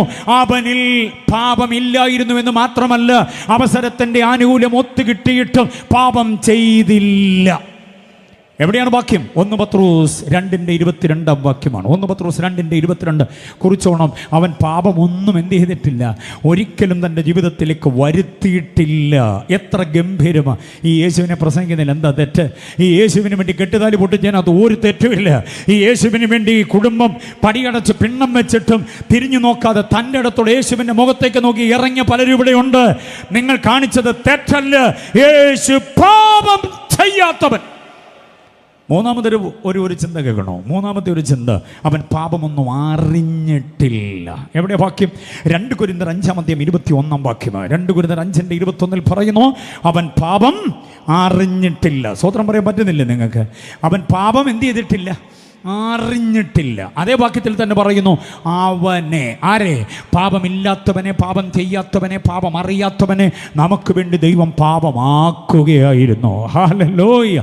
കാൽവരിയിലെ പരമയാഗം, കാൽവരിയിലെ ഏകയാഗം, കാൽവരിയിലെ ദേഹയാഗം പാപമില്ലാത്ത ശരീരവുമായിട്ടാണ് ചെയ്തത്. മനസ്സിലായോ? ഊനമില്ലാത്ത, കുറ്റമില്ലാത്ത, കുറവില്ലാത്ത, വക്രതയില്ലാത്ത, ഒരശുദ്ധിയും തീണ്ടാത്ത, പവിത്രമായ, പരിപാവനമായ, അനന്യമായ, നീതിയായ, സംശുദ്ധമായ, സുതാര്യമായ, സുദൃഢമായ ഒരു ശരീരമാണ് നമുക്ക് വേണ്ടി കാൽവരിയിൽ യാഗമായി തീർന്നത്. അവൻ പാപം അറിയാത്തവനായി ഇരുന്നിട്ടും നമുക്ക് വേണ്ടി അവനെ പാപമാക്കുകയായിരുന്നു. സ്തോത്രം പറഞ്ഞേ ഹല്ലേലൂയ. അപ്പം യോഹന്നാൻ പറഞ്ഞത്, പത്രോസ് പറഞ്ഞത്, പൗലോസ് പറഞ്ഞതൊക്കെ നമ്മൾ കണ്ടു. ഇനി മത്തായിയുടെ സുവിശേഷത്തിന് എത്ര അധ്യായമുണ്ട്? പെട്ടെന്ന് പറ. എത്ര? 28. മർക്കോസിനോ 16 അധ്യായം. ലൂക്കോസിനോ 21 അധ്യായം. ആണോ? 24 അധ്യായം. യോഹന്നാനോ 21 അധ്യായം. ആഹാ, ഇത്ര നീണ്ട ഗ്രന്ഥമാണ് അവരെഴുതിയത്. പക്ഷേ ഇവരുടെ കൂടെ നടന്നിട്ട് അവസാനം നാശയോഗ്യനായി 30 വെള്ളിക്കാശിന് ഗുരുവിനെ വിറ്റ് കാശ് അനുഭവിക്കാൻ പറ്റിയില്ല. എന്നാൽ പോലും അങ്ങനൊരു മഹാപാതകം ചെയ്ത യൂദ ഒരൊറ്റവരി സുവിശേഷം പറഞ്ഞിട്ടുണ്ട്, എഴുതിയിട്ടില്ല, പറഞ്ഞിട്ടുണ്ട്. ഞാനതിന് കൊടുക്കുന്ന പേരാ ഒറ്റവരി സുവിശേഷം. മനസ്സിലായില്ലേ? ഒറ്റ വാചകത്തിലൊരു സുവിശേഷം. അതിനെ നമുക്ക് അവഗണിക്കാൻ പറ്റത്തില്ല. ആ ഒറ്റവാചക സുവിശേഷം യേശുവിൻ്റെ വിശുദ്ധിയെക്കുറിച്ച് അവൻ പറയുന്നത്. സ്തോത്രം. വേറൊന്നും അവൻ പറയുന്നില്ല. യൂദയുടെ ഒറ്റവരി സുവിശേഷം മറക്കരുത്. മത്തായി 26:4 മത്തായി 26:4 കുറ്റമില്ലാത്ത രക്തത്തെ ഞാൻ കാണിച്ചു കൊടുത്തത്. യേശു അപ്പോൾ ആരായിരുന്നെന്നാണ് പറയുന്നത്? കുറ്റമില്ലാത്തവൻ. എത്ര പേർക്ക് പറയാൻ പറ്റും? കുറ്റമില്ലാത്ത യേശു. കുറ്റമില്ലാത്ത യേശുവാണ് നമുക്ക് തരുന്ന വലിയ നിർദ്ദേശം. ഈ പാപപങ്കിലമായ ലോകത്തിൽ, ഈ ദുഷ്ടലോകത്തിൽ, വക്രതയുടെ ലോകത്തിൽ, അധാർമികതയുടെ ലോകത്തിൽ, അസാൻമാർഗികതയുടെ ലോകത്തിൽ, അനാത്മികതയുടെ ലോകത്തിൽ നാം തെറ്റിപ്പോകാതെ ജീവിക്കണം. യേശു 33.5 വർഷം ജീവിച്ചിട്ടും ഒരു കുറ്റവും ഇല്ലാത്തവനായി ജീവിച്ചു എന്നാണ് യൂദാ സാക്ഷ്യപ്പെടുത്തുന്നത്. അടുത്തത് കേൾക്കണോ? ഒരു സഹോദരിയുടെ ഒരൊറ്റവരി സുവിശേഷമുണ്ട്. ഒരു സഹോദരി സുവിശേഷ ഗ്രന്ഥം എഴുതിയിട്ടില്ല, പക്ഷെ ഒരു ഒറ്റവരി സുവിശേഷം പറഞ്ഞിട്ടുണ്ട്. അതേത് സഹോദരിയാണ്? 26:19 നോക്കിക്കേ. മത്തായി 26:19. പീലാത്തോസിൻ്റെ ഭാര്യ വിവേകവതിയായിരുന്നു. അവൾ പീലാത്തോസിനെ ആളെ വിട്ടു പറയിക്കുന്നു, ആ നീതിമാന്റെ രക്തത്തിൽ എന്തോ ഉയരുത്. അപ്പോൾ യേശു ആരാന്നാ പുള്ളിക്കാർ പറയുന്നത്? നീതിമാന. ഈ ചിന്തകൾ അംഗീകരിക്കുന്ന എത്ര പേരുണ്ട്? കൊട്ടാരക്കരെ അംഗീകരിച്ചേ പറ്റൂ. ഞങ്ങൾ വർഷാവർഷം ഈ യോഗം നടത്തി നാട്ടുകാരുടെ ഉറക്കം കെടുത്താനല്ല, കാശുണ്ടാക്കാനല്ല. താങ്കൾ അറിയണം യേശുവിൻ്റെ മഹത്വം. യേശു ക്രിസ്തു യേശു ക്രിസ്തു കർത്താവായ ക്രിസ്തു യേശുവെന്നൊക്കെ ഞങ്ങൾ ഹൃദയത്തിൽ നിന്ന് ആവലോടെ, ആവേശത്തോടെ, അതിശ്രേഷ്ഠമായിരിക്കുന്ന സ്നേഹത്തോടെ വിളിക്കുന്നതിൻ്റെ കാരണം അവനിൽ പാപമില്ല, അവൻ പാപം ചെയ്തിട്ടില്ല, അവൻ പാപം അറിഞ്ഞിട്ടില്ല, അവൻ കുറ്റമില്ലാത്തവന്, അവൻ നീതിമാന്. ഇനി ഈ വാക്യങ്ങളെ എല്ലാം കൂടെ ഒന്ന് റബ്ബർ ബാൻഡ് ഇട്ട് പൂച്ചണ്ട് പോലെ ഒരു ബൊക്കെ ഉണ്ടാക്കാൻ പറ്റുന്ന നിലയിൽ ഒന്ന് കെട്ടി നിർത്താൻ ഞാൻ ഒരു വാക്യം കൂടെ തരട്ടെ. ആ ഒരു വാക്യം കൂടെ മറന്നു പോകരുത്. ഈ തന്ന വാക്യം ഒന്നും മറക്കല്ലേ.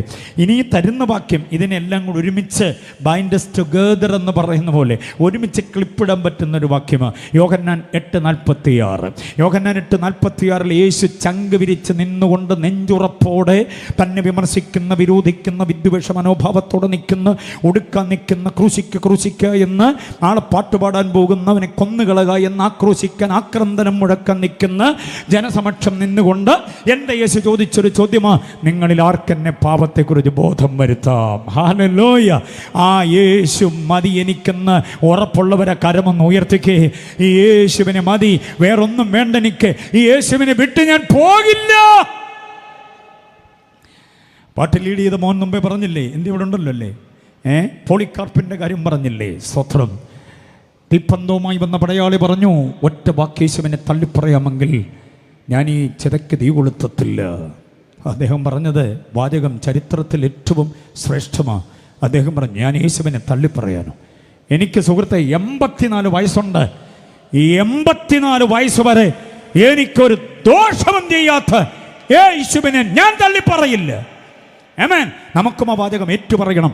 നമ്മുടെ ആയുസിൻ്റെ നാളുകൾ മുഴുവനും രക്ഷിക്കപ്പെട്ട അന്ന് മുതലല്ല, അമ്മയുടെ ഉദരത്തിൽ ആയിരുന്ന, പിണ്ണാകാരമായിരുന്ന അന്നു മുതൽ, ഉദരത്തിൽ നമ്മെ എടുത്ത അന്നു മുതൽ, കണ്ടോ, 9 മാസം 9 ദിവസം 9 നാഴിക 9 വിനാഴിക അമ്മ ചുമന്നുകൊണ്ട് നടക്കുമ്പോൾ അകത്ത് നമ്മളായിരുന്നു. പിന്നെ പുറത്തു വന്ന അന്നു മുതൽ അമ്മയുടെ നെഞ്ചകത്തിൻ്റെ ചൂട് തന്ന് നമ്മെ വളർത്തിയ ആ കാലം മുതൽ അമ്മയുടെ സംരക്ഷണം, അപ്പൻ്റെ സംരക്ഷണം മാത്രമല്ല, അതിലുപരി വിശേഷമായൊരു കരുതൽ നമുക്കുണ്ടായിരുന്നു. ഇന്ന് എത്തി നിൽക്കുന്ന ഈ പ്രായത്തിൻ്റെ ഈ അളവ് വരെ ഒരു ദോഷവും നമുക്ക് ചെയ്യാത്ത ഒരുവനെ തള്ളി പറഞ്ഞിട്ട് ഇവിടെ അതിലും വലുത് വേറൊന്നും നേടാനില്ലെന്ന് ഈ യേശുവാണ് മഹത്തായ നിക്ഷേപം. ആ യേശു നമ്മോട് പറയുന്നു, ആരും നിന്നെ തെറ്റിക്കരുത്, ആരും നിന്നെ തെറ്റിക്കരുത്. ശുശ്രൂഷ തുടങ്ങുന്ന സമയത്ത് തന്നെ തെറ്റിക്കാൻ പിശാച് നേരിട്ട് അടുത്തത് അറിയാമോ? മത്തായി 4:1, ലൂക്കോസ് 4:1 പരീക്ഷകൻ അടുത്ത് വന്നതാ. പക്ഷേ തെറ്റിപ്പോയില്ല യേശു. തെറ്റിപ്പോയോ? കൂട്ടത്തിലുണ്ടായിരുന്ന സൗന്ദര്യധാമ സ്ത്രീകളുണ്ടായിരുന്നു, മഗ്ദലക്കാരത്തി മറി അടക്കമുള്ള ആളുകൾ. ഒരിക്കലും എൻ്റെ യേശുവിൻ്റെ മാംസം ഉലഞ്ഞിട്ടില്ല. അറിയാമോ? അവസരത്തിൻ്റെ ആനുകൂല്യം യേശു മുതലെടുത്തിട്ടില്ല. വിശുദ്ധി, വിശ്വസ്തത, വിനയം, എളിമ, താഴ്മ, സൗമ്യത, ശാന്തത, നൈർമല്യത, നിഷ്കളങ്കത ആദിയായതെല്ലാം തനത് നിലയിൽ സൂക്ഷിച്ച് നമുക്ക് മാതൃകയായി നിന്നിട്ട് പറയുന്നു, തെറ്റിപ്പോകാതിരിപ്പാൻ സൂക്ഷിച്ചോണം. ഹല്ലേലൂയ. അത് പറയാൻ ഉലകത്തിൽ യോഗ്യൻ യേശു മാത്രമാണെന്ന്. യേശു മാത്രമാണ് അതിൻ്റെ യോഗ്യത. ഹല്ലേലൂയ. അതോർത്ത് ഞാൻ കർത്താവിന് സ്തോത്രം ചെയ്യുന്നു. ഒന്നുകൂടെ കരങ്ങൾ ഉയർത്തി നമ്മുടെ പൊന്നു കർത്താവിനെ മഹത്വപ്പെടുത്തിക്കാട്ടെ. യോഗ്യനായവൻ പറയാണ്, യോഗ്യമായി ജീവിച്ചോണം. ആരും നിങ്ങളെ എന്തോ ചെയ്യരുത്, തെറ്റിച്ച് കളയരുത്. ഹല്ലേലൂയ. 5-ാം വാക്യത്തെ ഞാൻ അങ്ങനെ അങ്ങ് വിടട്ടെ. ഇനി 9-ാം വാക്യം വരിക. 9-ാമത് വാക്യത്തിലേക്ക് വന്നേ. 9-ാം വാക്യത്തിൽ നമ്മളോട് കർത്താവ് പറയുന്നൊരു കാര്യം, നിങ്ങൾ നിങ്ങളെ തന്നെ എന്തോ ചെയ്തോണം. അതിൻ്റെ ആശയമൊന്ന് വേറെയാ. നിങ്ങൾ നിങ്ങളെ തന്നെ സൂക്ഷിച്ചു കൊള്ളണം എന്ന് പറഞ്ഞാൽ, ഞാൻ ഈ പറയുന്ന പദപ്രയോഗങ്ങൾ ഇന്ന് ശ്രദ്ധിച്ചോണം. നിങ്ങൾ സൂക്ഷിക്കേണ്ട ഏറ്റവും പ്രധാനമായ കാര്യം, ദൈവപ്രസാദ യോഗ്യമായി ജീവിക്കാനായി സൂക്ഷിച്ചോണം. നമ്മുടെ രാത്രികളിലും പകലുകളിലും ഇടവഴിയിലും പെരുവഴിയിലും നമ്മുടെ ജീവിതത്തിൻ്റെ സമസ്ത ചലനങ്ങളിലും, നമ്മുടെ ദാമ്പത്യ ജീവിതത്തിലും സാമ്പത്തിക ജീവിതത്തിലും നമ്മുടെ സഭാ ജീവിതത്തിലും സാമൂഹിക ജീവിതത്തിലും നമ്മളിൽ ആര് പ്രസാദിക്കണം? ദൈവം പ്രസാദിക്കണം. കേൾക്കുന്നില്ലാത്തതുകൊണ്ടാണോ സ്വത്രം പറയാത്തത്? നമ്മളിൽ ആര് പ്രസാദിക്കണം? ദൈവത്തിന് നമ്മോട് പ്രസാദമാണോ ഇല്ലയോ എന്ന് എത്ര പേർക്ക് ഉറപ്പുണ്ട്? അങ്ങനെ ചോദിക്കാൻ കാരണം എന്താണെന്നറിയോ? ദൈവപ്രസാദം നമുക്ക് പെട്ടെന്ന് തിരിച്ചറിയത്തില്ല. ദൈവത്തിന് നമ്മളോട് പ്രസാദമാണോ നീരസമാണോ എന്ന് പെട്ടെന്ന് തിരിച്ചറിയത്തില്ല. അതൊരു വലിയ അപകടം പിടിച്ച ഇടപാടാണ്. അച്ഛാ, രാവിലെ കട്ടൻ കാപ്പിയും കൊണ്ട് വരുന്ന ഭാര്യയോട് വല്ലതും ഒന്ന് ചോദിച്ചു നോക്കിയേ. പുള്ളിക്കാരി മറുപടി പറയുന്നത് കേൾക്കുമ്പോൾ നമുക്കറിയാം പുള്ളിക്കാരിയുടെ മൂഡ് ശരിയാണോ അല്ലയോ എന്ന്. നീ അറിഞ്ഞായിരുന്നു എന്ന് ചോദിച്ചു വല്ലതും, പിന്നെ വീട്ടിൽ ഇരിക്കുന്ന ഞാൻ എങ്ങനെ അറിയുന്നത്, നിങ്ങൾ പോയി അന്വേഷിക്കുക എന്ന് പറഞ്ഞാൽ നമുക്ക് മനസ്സിലാകും പുള്ളിക്കാരി ഇന്ന് അത്ര നല്ല മൂഡിലല്ല. കട്ടൻ കാപ്പി കൊടുത്ത് പത്രം വായിച്ചുകൊണ്ടിരിക്കുന്ന അച്ഛനോട് നിങ്ങൾ ചോദിക്കുക, കാപ്പി അങ്ങോട്ട് കൊടുത്തിട്ട് നിങ്ങൾ എന്തെങ്കിലും ചോദിച്ചു നോക്കിയേ. പുള്ളി പറയുന്ന മറുപടിയുടെ താളം കേൾക്കുമ്പോൾ, ഈണം കേൾക്കുമ്പോൾ അറിയാം അച്ചായൻ ഇന്ന് നല്ല മൂഡിലല്ലെന്ന്. മനസ്സിലായില്ലേ? കുഞ്ഞുങ്ങൾ ശ്രദ്ധിക്കുന്നുണ്ടോ? മമ്മി ഒറ്റയ്ക്ക് അടുക്കളയെ പെരുമാറിക്കൊണ്ടിരിക്കുക.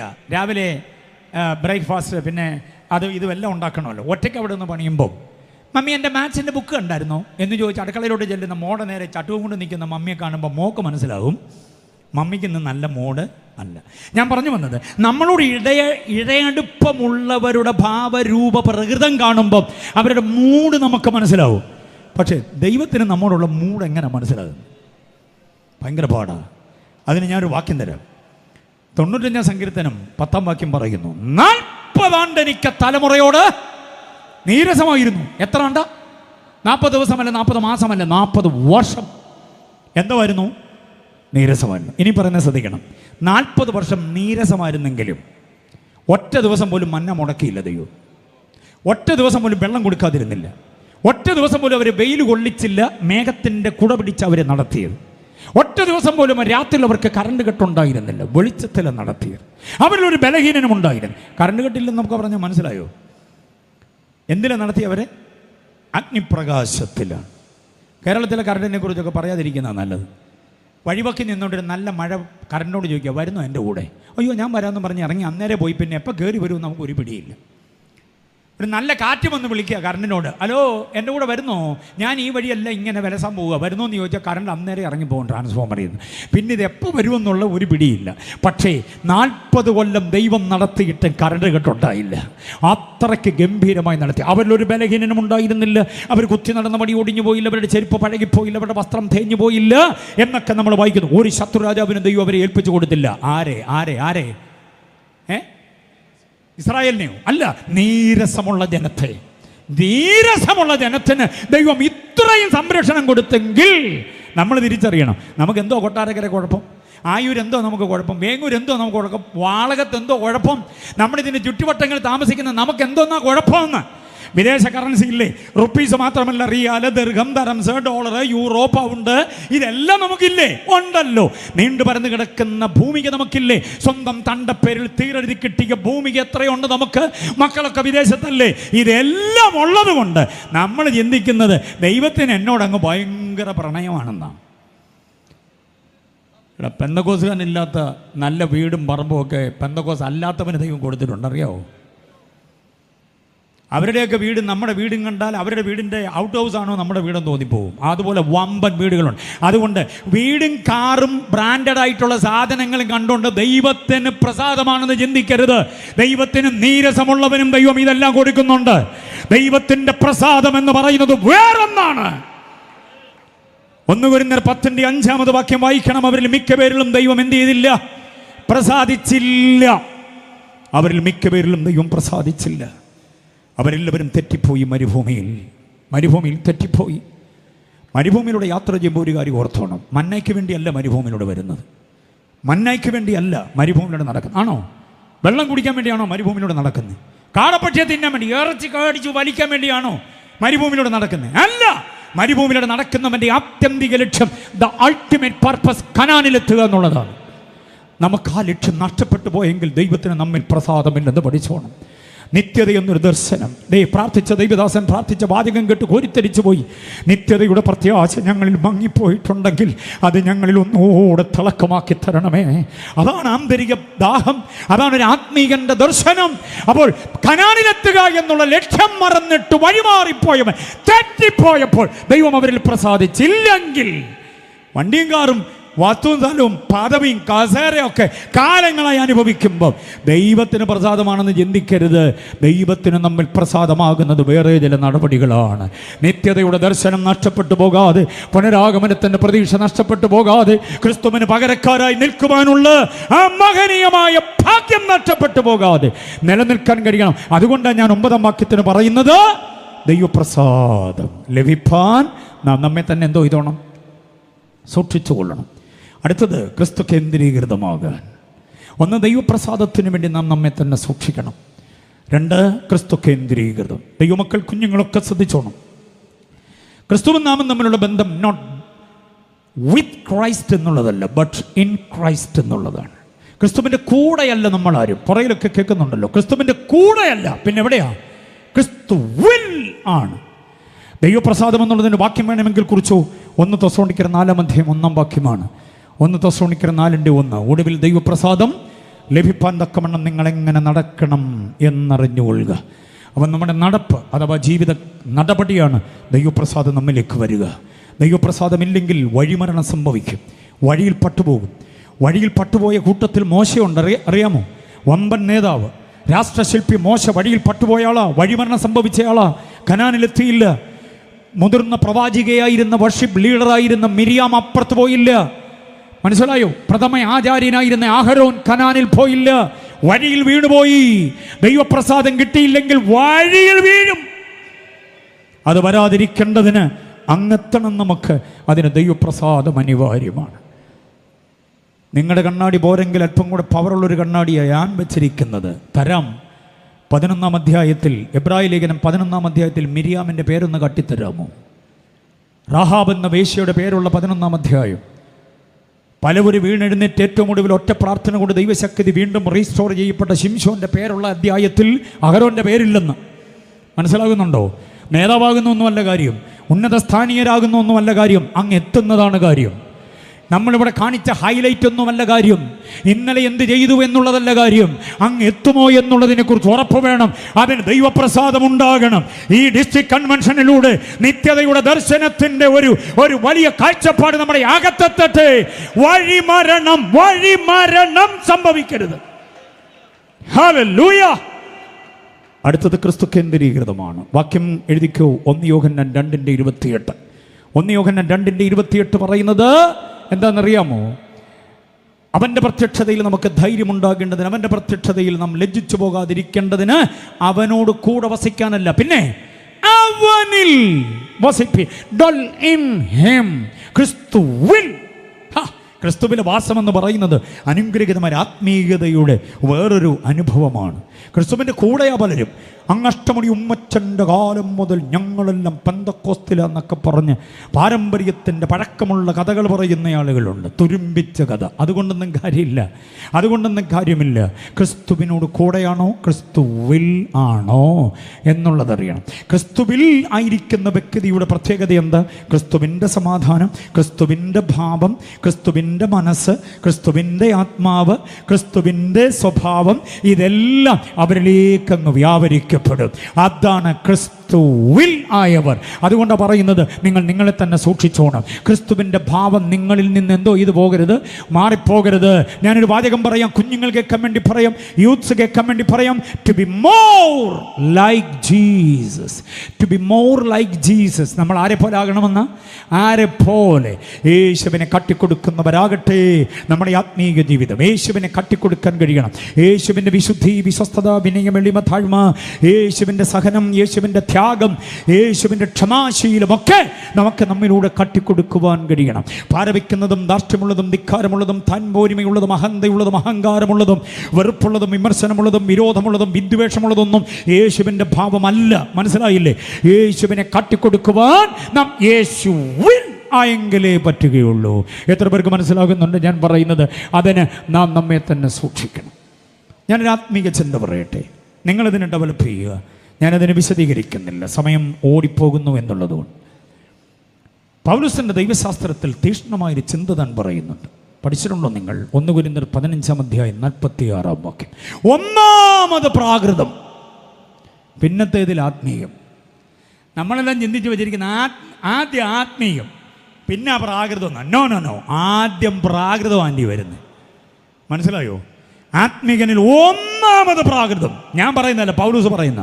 അപ്പം നമ്മിലൊക്കെ ഒരു പ്രാകൃതൻ ഉണ്ടെന്ന് പഠിച്ചോണം. അത് സമയാസമയങ്ങളിൽ എന്തോ ചെയ്യും? എഴുന്നേറ്റ് വരും. ഒന്നാമത് പ്രാകൃതം. ഈ വെറുപ്പ്, വിദ്വേഷം, വിമർശനം, അങ്ങോട്ടും ഇങ്ങോട്ടും കയ്യാങ്കളി നടത്തുന്നതും അങ്ങോട്ടും ഇങ്ങോട്ടും ആക്ഷേപിക്കുന്നത്, കസേര വലിക്കുന്നതും കസേര കളിക്കുന്നതും കുത്തി ഒതുക്കുന്നതും ഒക്കെ ആ നമ്മളിലുള്ള ആ ഒന്നാമത്തെ പുള്ളി ആരാ? പ്രാകൃതനാണ്. മനസ്സിലായില്ലേ? ഈ പ്രൈസ് ആൻഡ് വർഷിപ്പിൻ്റെ നേരത്ത് ആത്മീകൻ എഴുന്നേറ്റ് ഒന്ന് അനങ്ങിയൊക്കെ കാണിച്ചിട്ട് പിന്നെ അവിടെ ഇരിക്കും. പിന്നെ ഇരുന്ന് പെറുപെറുക്കുന്ന എല്ലാം ആരാ? പ്രാകൃതം തന്നെയാണ്. മനസ്സിലായല്ലോ? ആരാധനയ്ക്ക് ആത്മീകനും കമ്മിറ്റി കൂടുമ്പോൾ പ്രാകൃതനും. 2 അവസ്ഥകളാണെങ്കിൽ കുഴഞ്ഞത് തന്നെ. യേശുവിൽ നിങ്ങൾ എവിടെ നോക്കിക്കോ, കല്യാണ വീട്ടിലും ലാസറിൻ്റെ മരണ വീട്ടിലും ഗദരദേശത്തും പിന്നെ ബേത്ഫാഗയിലും ബഥാനിയിലും ബെഥസ്തയിലും പിന്നെ കെദ്രോനോട് കടക്കുമ്പോഴും ആലയത്തിൻ്റെ മുറ്റത്തിലും എല്ലായിടത്തും ചെല്ലുമ്പോൾ യേശുവിൽ ആത്മീകൻ മാത്രമേ വർക്കൗട്ട് ആകുന്നുള്ളൂ. പ്രാകൃതൻ യേശുവിൽ വരുന്നതേ ഇല്ല. മനസ്സിലാകുന്നുണ്ടോ? അപ്പോൾ ഒന്നാമത് ആത്മീകമെന്ന് ഉള്ള അവസ്ഥ നമ്മൾ മനസ്സിലങ്ങനെ കരുതി വെച്ചിട്ടുണ്ട്. പക്ഷെ വചനം പറയുന്നത് ഒന്നാമത് പ്രാകൃതം. അതുകൊണ്ട് പെട്ടെന്ന് നമ്മൾ കോപിക്കുന്നത്, അതുകൊണ്ട് പെട്ടെന്ന് നമ്മൾ വിരൽ ചൂണ്ടുന്നത്, അതുകൊണ്ട് പെട്ടെന്ന് നമ്മൾ വിമർശിക്കുന്നത്. ഭാര്യയോട് പോലും സംസാരിക്കുന്നതിനകത്തൊരു ദാക്ഷിണ്യമില്ലാതെ വരുന്നതിൻ്റെ കാരണം അതാ. ഭർത്താവിനോട് സംസാരിക്കുമ്പോൾ മനുഷ്യൻ മിണ്ടിപ്പോകരുതെന്നൊക്കെ വല്ലാതെ ഭാവത്തിൽ പറയുന്ന പുള്ളികളെ കേട്ടിട്ടുണ്ടോ? എൻ്റെ പൊന്നെ, അതുകൊണ്ട് മനസ്സിലാക്കണം, ഒന്നാമത് എന്തോ ഉള്ളേ. പരിശുദ്ധാത്മാവെ ശക്തി വരുന്ന പാട്ട് പാടിയാൽ അമ്മാമ്മയെ പിടിക്കാൻ 4 പേര് വോളണ്ടിയർ പുറകെ നിന്നില്ലെങ്കിൽ ഹോളിന് വെളി തെറിച്ചു പോകും. ഭർത്താവിനോട് സംസാരിക്കുമ്പോൾ പുള്ളിയെ അറസ്റ്റ് ചെയ്ത് ഇരുത്തിക്കൊണ്ടാണ് പറയുന്നത്. ഞാൻ പറയുന്ന കൂടെ കേൾക്ക്. പാസ്റ്റർ ചോദിക്കുക, 2 പേരെ ഇരുത്തിക്കൊണ്ട് പാസ്റ്റർ ചോദിക്കുമ്പം പാസ്റ്ററോടാണല്ലോ എന്നുള്ളത് കൊണ്ട് പുള്ളിക്കാരൻ അല്പം ഭാഷാ സൗന്ദര്യമൊക്കെ ഉപയോഗിച്ച് വളരെ ആദരവിൻ്റെ ഭാഷയിൽ അങ്ങനെ പറഞ്ഞു തുടങ്ങുമ്പം അടുക്കളയിൽ നിന്നൊരു മഹോദരം ഇങ്ങോട്ട് വരുമല്ലേ. പാസേ അങ്ങനെ പറയുന്ന പോലൊന്നുമല്ല. പാസ് ഇങ്ങോട്ട് നോക്കി, ഞാൻ പറയാം. മനുഷ്യ മിണ്ടരുത്, ഞാൻ പറയാം. പാസ് കൺഫ്യൂഷനായി. അമ്മാമ്മയെ നോക്കണോ അച്ചായനെ നോക്കണോ? ഇതിനിടയ്ക്ക് പുള്ളി വല്ലതും പറഞ്ഞു തുടങ്ങിയാൽ ആകപ്പാടെ കുഴപ്പമാണ്. ഇതിൻ്റെ കാരണം എന്താണെന്നറിയാം? അല്ലെ തിരിച്ചും അങ്ങനെയുണ്ട്. ഭാര്യയെ നിശബ്ദമാക്കി ഭരിക്കുന്ന ആധിപത്യ വ്യവസ്ഥതയുടെ ചെങ്കോല് പിടിക്കുന്ന ഭർത്താക്കന്മാരുമുണ്ട്. ഇതിൻ്റെ എല്ലാം കാരണം ഇതാ, ഒന്നാമത് പ്രാകൃതം. മനസ്സിലായില്ലേ? നമ്മിലുള്ള ഈ വിനയവും സ്നേഹവും താഴ്മയും എളിമയും സൗമ്യതയും ശാന്തതയും ചേർത്ത് നിർത്തുവാൻ, ഒരുമിച്ച് നിൽക്കാൻ ഒക്കെയുള്ള ആ സദ്ഗുണങ്ങൾ എവിടെയാണ് പ്രകടിപ്പിക്കപ്പെടുക? നന്നായിട്ടൊന്ന് ചിന്തിച്ചു നോക്കിയേ. നമ്മിൽ കൂടുതൽ നേരം പ്രാകൃതത്വമാണോ അതോ ആത്മീയത്വമാണോ വർക്കൗട്ടാകുന്നത്? ഒന്നാമത് പ്രാകൃതമായതുകൊണ്ട് പലയിടത്തും പ്രാകൃത ഭാവത്തിലേക്ക് വരും. യേശുവിൻ്റെ ഭാവമല്ലത്. The same attitude which was in Christ Jesus. ക്രിസ്തുവിൻ്റെ അതേ ഭാവം. ക്രിസ്തുവിൻ്റെ അതേ ഭാവം എന്നുള്ളത് ഫിലിപ്പ് 2:5. ക്രിസ്തുവിൻ്റെ മനസ്സ് എന്നുള്ളത് 1 കൊരിന്ത്യർ 2:16. മനസ്സിലായോ? ക്രിസ്തുവിൻ്റെ ആത്മാവ് എന്നുള്ളത് യോഹന്നാന്റെ സുവിശേഷം 12:26. അതുപോലെ ക്രിസ്തുവിൻ്റെ ആത്മാവില്ലാത്തവൻ അവനുള്ളവൻ അല്ല എന്നുള്ളത് റോമർ 8:9 ഈ വാക്യങ്ങളെല്ലാം കൂടെ കോർത്തിണക്കി പഠിക്കുമ്പോൾ നമ്മളിൽ ആര് വെളിപ്പെടണം? കമോൺ പറഞ്ഞേ, നമ്മളിൽ ആര് വെളിപ്പെടണം? ക്രിസ്തു വെളിപ്പെടണം. ക്രിസ്തു നമ്മിൽ വെളിപ്പെടുന്നത് ലോകം കാണണം. പുറത്തുള്ളവരുടെ മുമ്പിൽ നാം ക്രിസ്തുവിനെ വെളിപ്പെടുത്താൻ കഴിയണം. To the society, to the church, to the family നാം ക്രിസ്തുവിനെ വെളിപ്പെടുത്തുന്നവരാകണം. നമ്മിൽ പ്രാകൃതത്വത്തോട് വിട പറയാൻ കഴിയണം, അടക്കണം. നമ്മുടെ ആത്മാവിൽ കന്മഷമില്ലാതെ, നമ്മുടെ ദേഹിയിൽ അശുദ്ധ വിചാരങ്ങളില്ലാതെ, നമ്മുടെ ദേഹത്തിൽ അന്ധകാരത്തിൻ്റെ വ്യാപനമില്ലാതെ നമുക്ക് നമ്മെ തന്നെ അടക്കാൻ കഴിയുക. ഉയർന്നു വരുന്ന ക്രിസ്തു പരിജ്ഞാനത്തിന് വിരോധമായ, ദൈവവചനത്തിൻ്റെ പരിജ്ഞാനത്തിന് വിരോധമായ സകല സങ്കല്പങ്ങളെയും പിടിച്ചെന്തോ ചെയ്യണമെന്നാ അടക്കണം. അങ്ങനെ നമ്മുടെ അനുസരണം തികഞ്ഞു വരണം. സ്തോത്രം. അതാണ് എക്സലൻസി ലൈഫ് എന്ന് പറയുന്നത്. ക്രിസ്തുവിൻ്റെ ആ തേജസ്സിനെ നമ്മിലൂടെ പ്രദർശിപ്പിക്കുക. ഫിലിപ്പിയ ലേഖനം 1:20 നന്നായിട്ട് വായിച്ച് നോക്കിയാൽ ബോധം കെട്ടുപോകും നമ്മൾ. എനിക്ക് ബോധക്കേടുണ്ടായ വാക്യമാണ് ഫിലിപ്പിയർ 1:20. മനസ്സിലായോ? ഒന്നിലും ലജ്ജിച്ചു പോകാതെ പൂർണ്ണ ധൈര്യം കൊണ്ട് ക്രിസ്തുവിനെ എൻ്റെ ശരീരത്തിൽ എപ്പോഴും എന്ന പോലെ ഇപ്പോഴും എനിക്കെന്തോ ചെയ്യണം? മഹിമപ്പെടുത്തണം എന്ന് പറഞ്ഞാൽ ഒന്നിലും ലജ്ജിച്ചു പോകാതെ. ഒന്നിലും ലജ്ജിച്ചു പോകാതെ എന്ന് പറഞ്ഞാൽ ഞാൻ ചെയ്യുന്ന റോളുകളിൽ ഒന്നിലും, നമുക്കൊന്നും ഒരു റോളല്ലെന്ന്, ഒത്തിരി റോളുകളുണ്ട്. ഒരു പുരുഷൻ ഭർത്താവാണ്, അപ്പം തന്നെ അപ്പനാണ്, അപ്പം തന്നെ വേറപ്പൻ്റെ മകനാ, വേറെ ആരുടെയോ ചേട്ടനാ, വേറെ ആരുടെയോ അനിയനാ, വേറെ കുറേ കുഞ്ഞുങ്ങളുടെ അങ്കിളാണ്, ചിറ്റപ്പനാ, ഉപ്പാപ്പനാ, മച്ചാനാ. മനസ്സിലായോ? അങ്ങനെ ഒരു റോളല്ല, ഒട്ടനവധി റോളുകളുണ്ട്. ഒരു സ്ത്രീ അമ്മയാണ്, അമ്മാവി അമ്മയാണ്, വല്യമ്മച്ചിയാ, മരുമകളാ, കണ്ടില്ലേ, ഭാര്യയാണ്, എത്ര റോള്, ആരുടെയൊക്കെ ആൻറ്റിയാണ്. ഈ റോളുകളിലെല്ലാം ആര് വെളിപ്പെടണം? കമോൺ പറഞ്ഞേ, ആര് വെളിപ്പെടണം? ക്രിസ്തു മാത്രം വെളിപ്പെടണം. അമ്മ എന്ന റോളിൽ ഓക്കെ, എന്നാ സ്നേഹമോ കുഞ്ഞുങ്ങളെല്ലാം എൻ്റെ മോൾ എന്ന് പറഞ്ഞ് അമ്മയുടെ റോള് ഭയങ്കരമാണ്, അപ്പൻ്റെ റോള് ഭയങ്കര. അമ്മാവി അമ്മ എന്ന റോള് വരുമ്പോഴെന്തായിരിക്കും? അമ്മാവി അമ്മ എങ്ങനെ ഉണ്ടെന്ന് ചോദിക്കണം. ആരോടാ? മരുമോളോട് ചോദിക്കണം. അല്ല, നിങ്ങൾ എന്ന് ആദ്യം അവരുടെ മോളോട് ചോദിക്കുക അമ്മ എങ്ങനെ ഉണ്ടെന്ന്. മോളോട് ചോദിച്ചായിരുന്നു ഞങ്ങൾ. എന്താ പറഞ്ഞു മോള്? അയ്യോ ഞങ്ങളുടെ അമ്മ തങ്കമ്മയെന്നാ പറഞ്ഞു, പൊന്നമ്മയെന്നാ പറഞ്ഞു. അങ്ങനെ പറഞ്ഞു. ഞാനിവിടെ കയറി വന്ന അന്ന് മുതൽ എനിക്ക് മനസ്സിലായത് അവരെപ്പോൾ ഒരു കല്ലമ്മ വേറെ ഇല്ലെന്ന്. തീയാണ് മൊത്തവും. അതിൻ്റെ കാര്യം, അടിസ്ഥാനപരമായ കാരണം എന്താണെന്നറിയാമോ? അമ്മ എന്ന റോളിൽ ക്രിസ്തു വെളിപ്പെടുന്നുണ്ട്, അമ്മാവിയമ്മ എന്ന റോളിൽ ആര് വെളിപ്പെടുന്നില്ല. ഇതന്നെയാണ് അപ്പൻ്റെ കാര്യത്തിലും, ഇതന്നെ അളിയൻ്റെ കാര്യം, നാത്തൂൻ്റെ കാര്യത്തിലും ഇതൊക്കെ തന്നെ.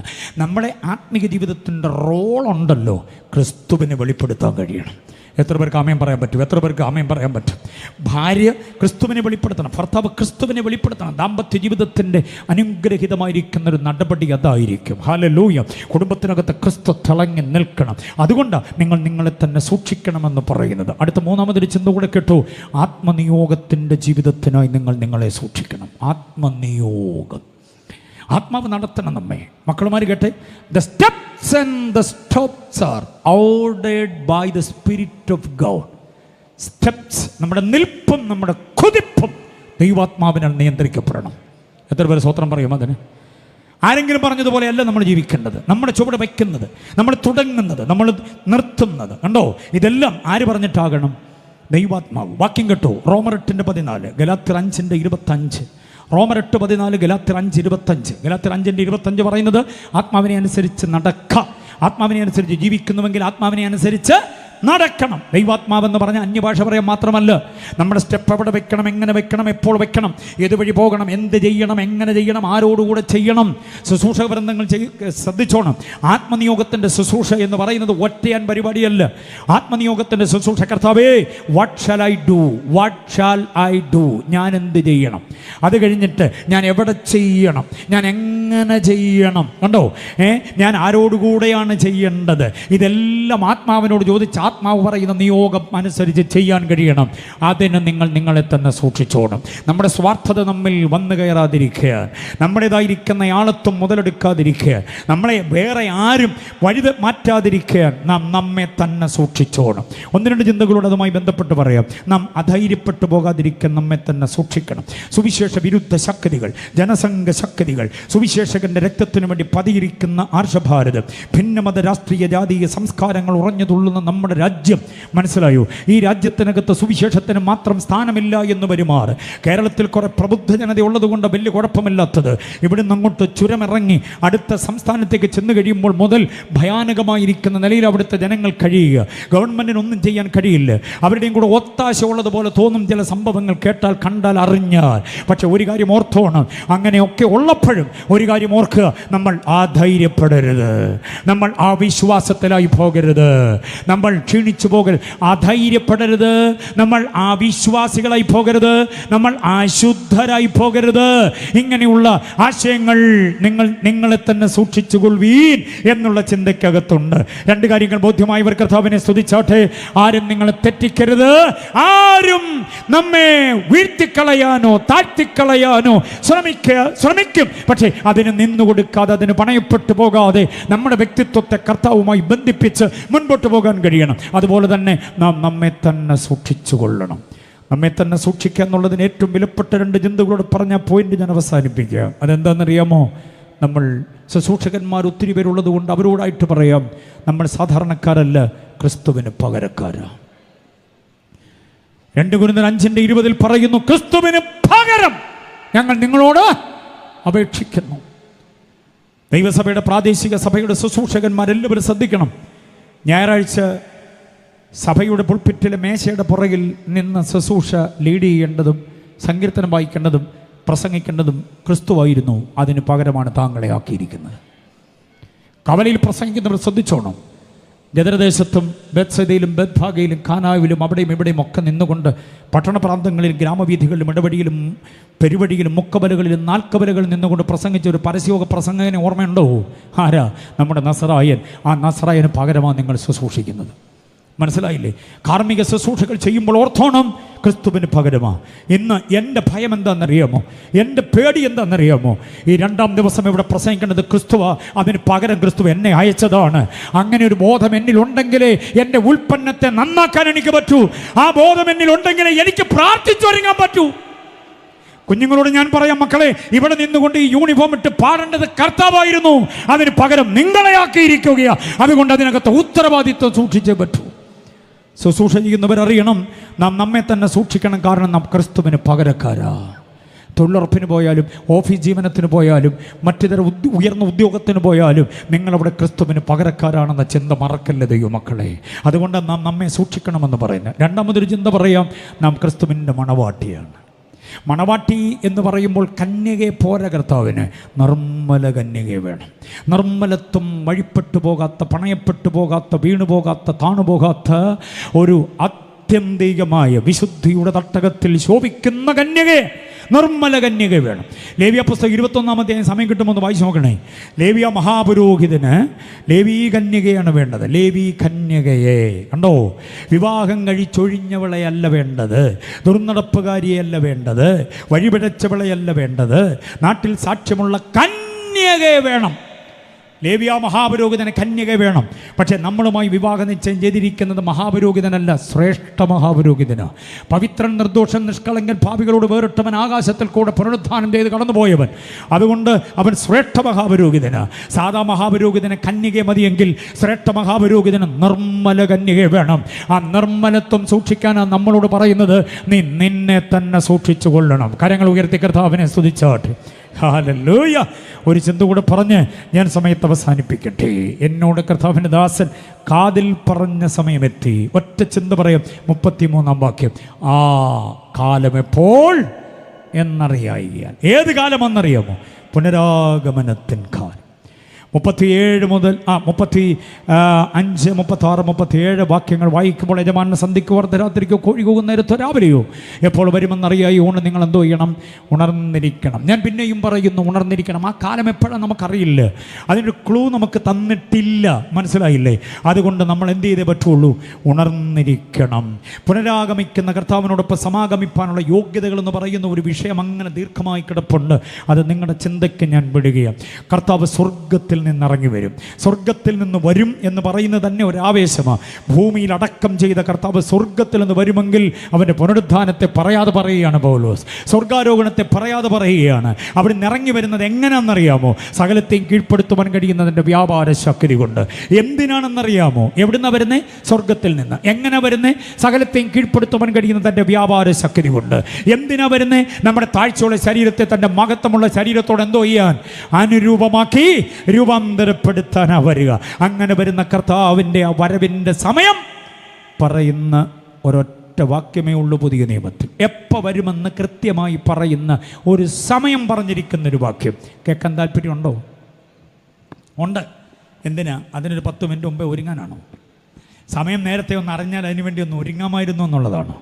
അങ്ങനെ ഒരുങ്ങാൻ വേണ്ടിയുള്ളൊരു ക്ലൂ ഒന്നുമല്ലത്. കൃത്യമായൊരു വാക്യമുണ്ട്, എനിക്ക് ഭയങ്കര ഇഷ്ടമാണ്.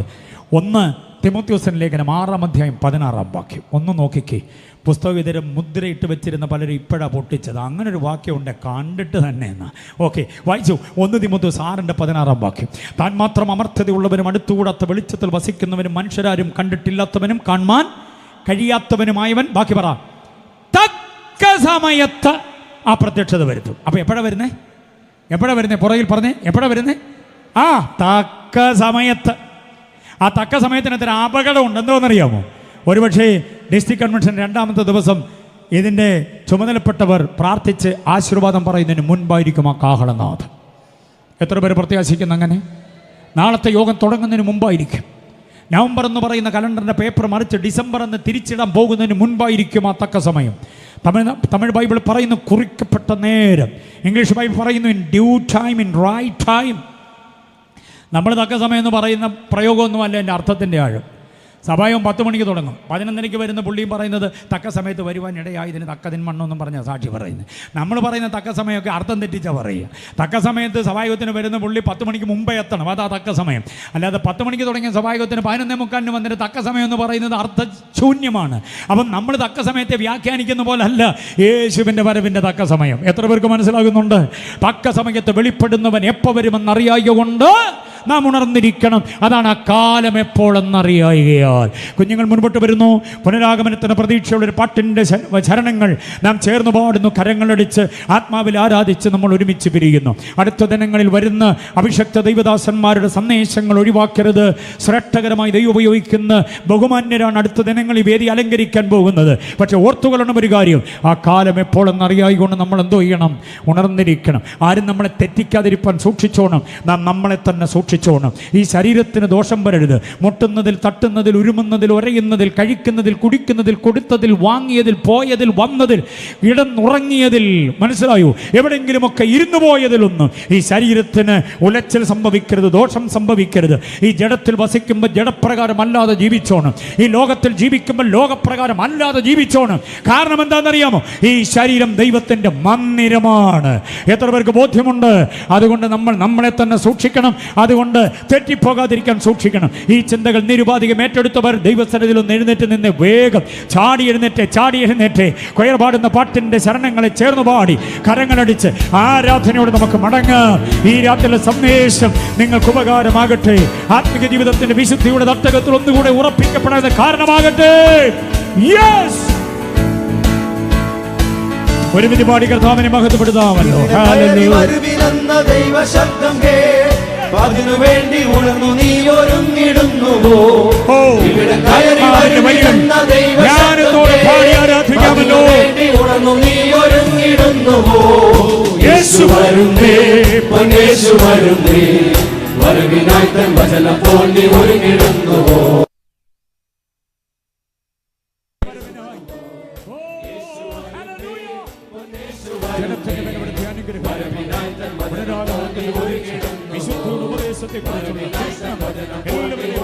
ഞങ്ങളുടെ തലമുറയുടെ മേൽ വ്യാപരിക്കപ്പെടട്ടെ.